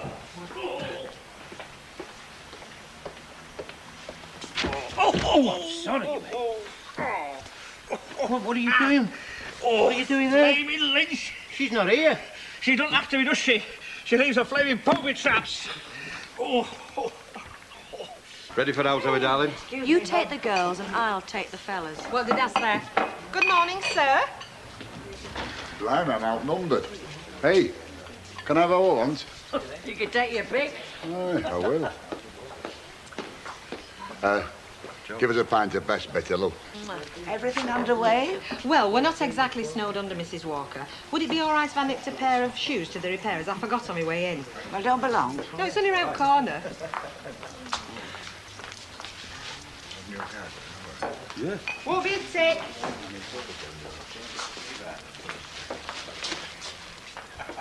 Hey, has anybody seen partner to this one? I could have swore I brought them both. I say, it's bad luck putting a shoe on a table. Don't talk daft. Oh. What happened? I trod on that shoe, didn't I? Didn't you see it? Oh, yeah, I saw it. That's why I trod on it. You could do with a light in this passage. I've got a light. I just didn't put it on. Hey, steady, steady. Hey, you could have broken that, you know. How's it feel? Well, I'm not laughing. Oh. Listen, can we... How the hell do I get a forklift truck in here? Well, you're no blooming twiggy, you know. Oh, but I haven't broke my ankle, have I? Come on. I'll see if I can get you in the back, eh? Yeah, well... Oh, I'll murder that flipping Oh, well, not to worry, Bessie. It'll turn up. OK, Doc. What's she lost? A shoe. Well, how many can she wear at once? She's got two of them on. She's taking one to the menders. Oh. So stop looking at my legs. I'm here to serve, not to be gawped at. What's your pleasure? Your legs. I'll tell you what, I'll have a pint if he's paying. Go on, give him one. So when are they coming round then? Sometime tomorrow. He's bringing his wife round. She's not seen it. You'll have to start scrubbing then, won't you? What for? What for? You're selling a house, not a pigsty. Who says it's a pigsty? Bit untidy, that's all. Elizabeth, dear, I wonder if you'd mind asking them to gather round for a minute, just while we're not so busy. Yeah, sure. Bet, Fred, Mrs. Walker wants a word with you. Now, I'm afraid I have rather an unpleasant duty to perform, particularly as it concerns someone who has been cheerful and conscientious in her work. Now, do you agree? Oh, definitely, Mrs. Walker. Absolutely. Fred? Yes, Mrs. Walker? Do you agree? Well, I'm not sure what I'm agreeing to exactly. The Miss Birchall has fitted very well behind the bar. Oh, yes, definitely. Nice to have had you with us, love. Good luck. I have not finished yet. Sorry.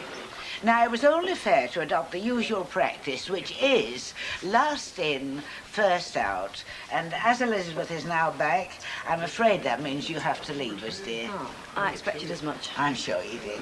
Now, I've made up your pay packet, up to and including today, but of course you can leave whenever you like. And thank you. Well, as it's less crowded that side of the bar than this, I'll have a campfire and soda to celebrate joining the ranks of the unemployed. Suze, I'll get that, darling. Have it on me. Who said that? Who said that? Sounded like Fred Canterbin. Shut up, Lynch. Some of us know how to behave. Hard feelings, Chuck? Like I said, what I expected. Hey, give us a job. Found you out at last, then? No, Betty's come back. Come on, I'll buy you a drink. No, Fred's getting me one. One Campari and soda. Fred, are you getting my friend a drink? My Ecker's like, let him get his own. I'll get it, love. It usual, is it? Yeah, and a couple of those meat pies, too. OK, my love. Girls push to cash, you can't get out. Why don't you go there, Well, then? not likely. The change as good as the rest. Oh, hello, hello. On the fast and loose, are we? No, I'm not. Oh, what a shame. Here's me with all the time in the world. Hey, Brian. Me and Chuck are just having a discussion here. If you has a vote, who should get the e-vote from behind the bar, who would you choose? There's no contest, is there? Well, tell us. Unanimous, Fred. Hey, Fred.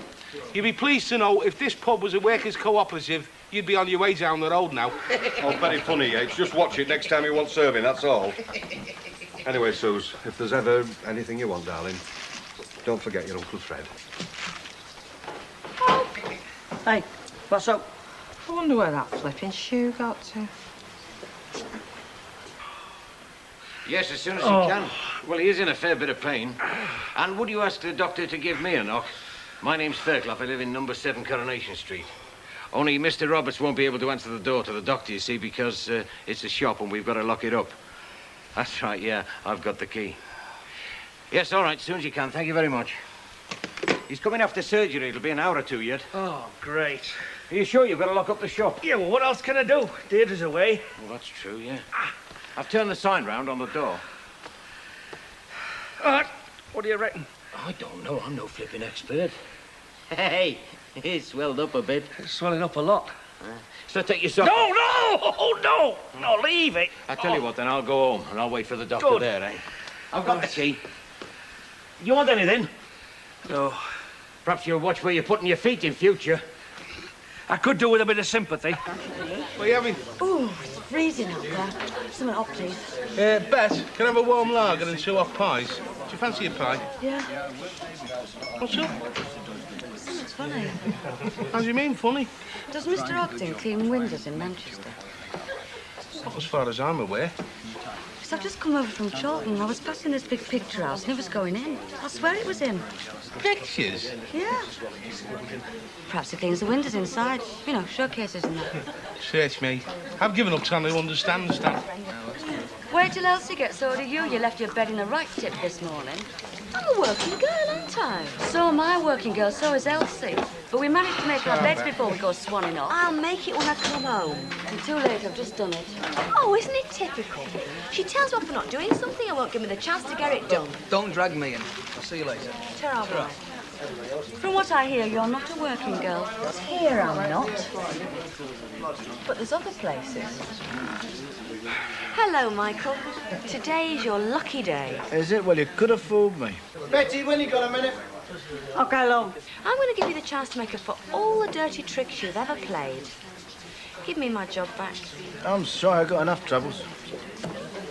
You got a long way with him. Betty, come on, love, give us a large scotch. You haven't got all day. Oh, roll on closing time.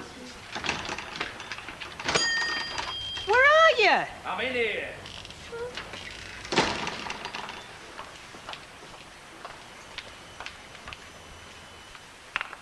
What the? Oh, I see. You're having a crafty kip.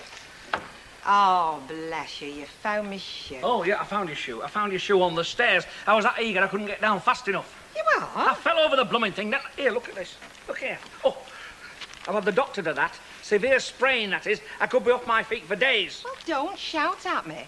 I mean, if you couldn't see this, heaven help you, it's big enough. Well, I don't hardly expect to find things like shoes on stairs. Now, Alf, you should know with me. With me, you expect anything. Yeah, well, there's one thing I do expect. I expect you to help me out while I'm off my feet. Don't worry, I'll look after you. Not me, the shop. How can I look after the shop when I'm working at the Rovers? Well, I can't do it. Deirdre's away. What am I supposed to do? Well, you can cheer up for a start. Things could be a lot worse. I thought I'd lost that shoe.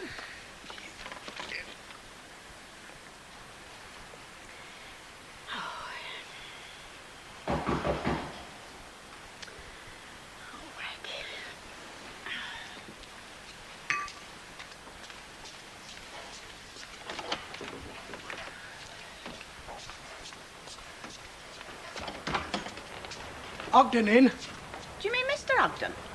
All right, then, Mr. Ogden, is he in? No, he's working. That'll be the day. Here,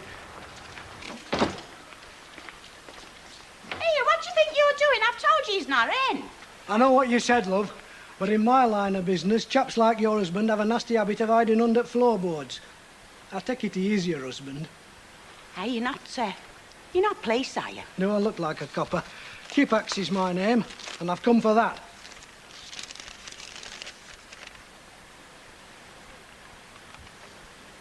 Money lending? That's right, love, money lending. Only in this case, money owing. 185 quid. It'll be more tomorrow and more still the day after. Only there ain't going to be any day after. Because if that isn't settled within 24 hours, you're in big trouble. So tell him. Oh, there must be some mistake. Mistake? There's no mistake. He's been borrowing from me for months. He come round today. The wife gave him a tenner. If I'd have been there, he'd have whistled for it. Right. You've got the message. 24 hours. He knows where I am. He's been often enough.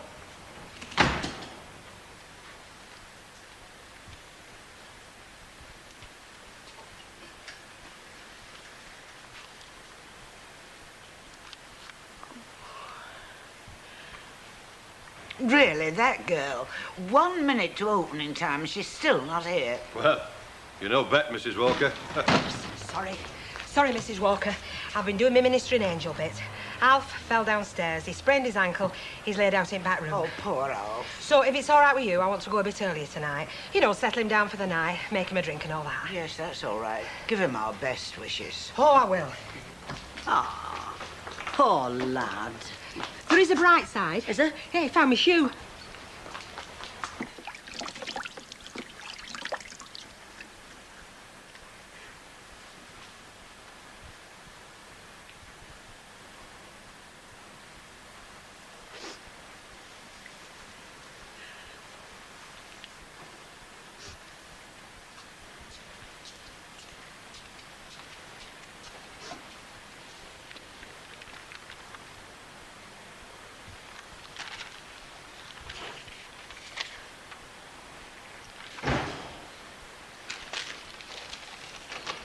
It's parky out there, I'll tell you.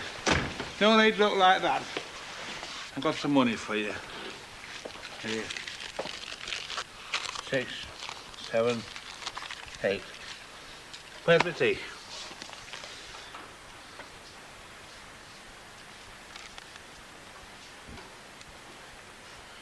Oh, he's been here, has he? Yes, he's been here. A moneylender in this house. What have you been doing? How'd you manage to get into debt like this? I've had a bad patch. A bad patch? 185 quid? I borrowed this for you. I've not been working. I haven't felt too good. But where'd you go? I mean, you've been out all day. Where have you been? Pictures. Well, I couldn't... And we owe £185. So it says here. Mounts up, doesn't it? You didn't collect that, did you? No. Why didn't you tell me?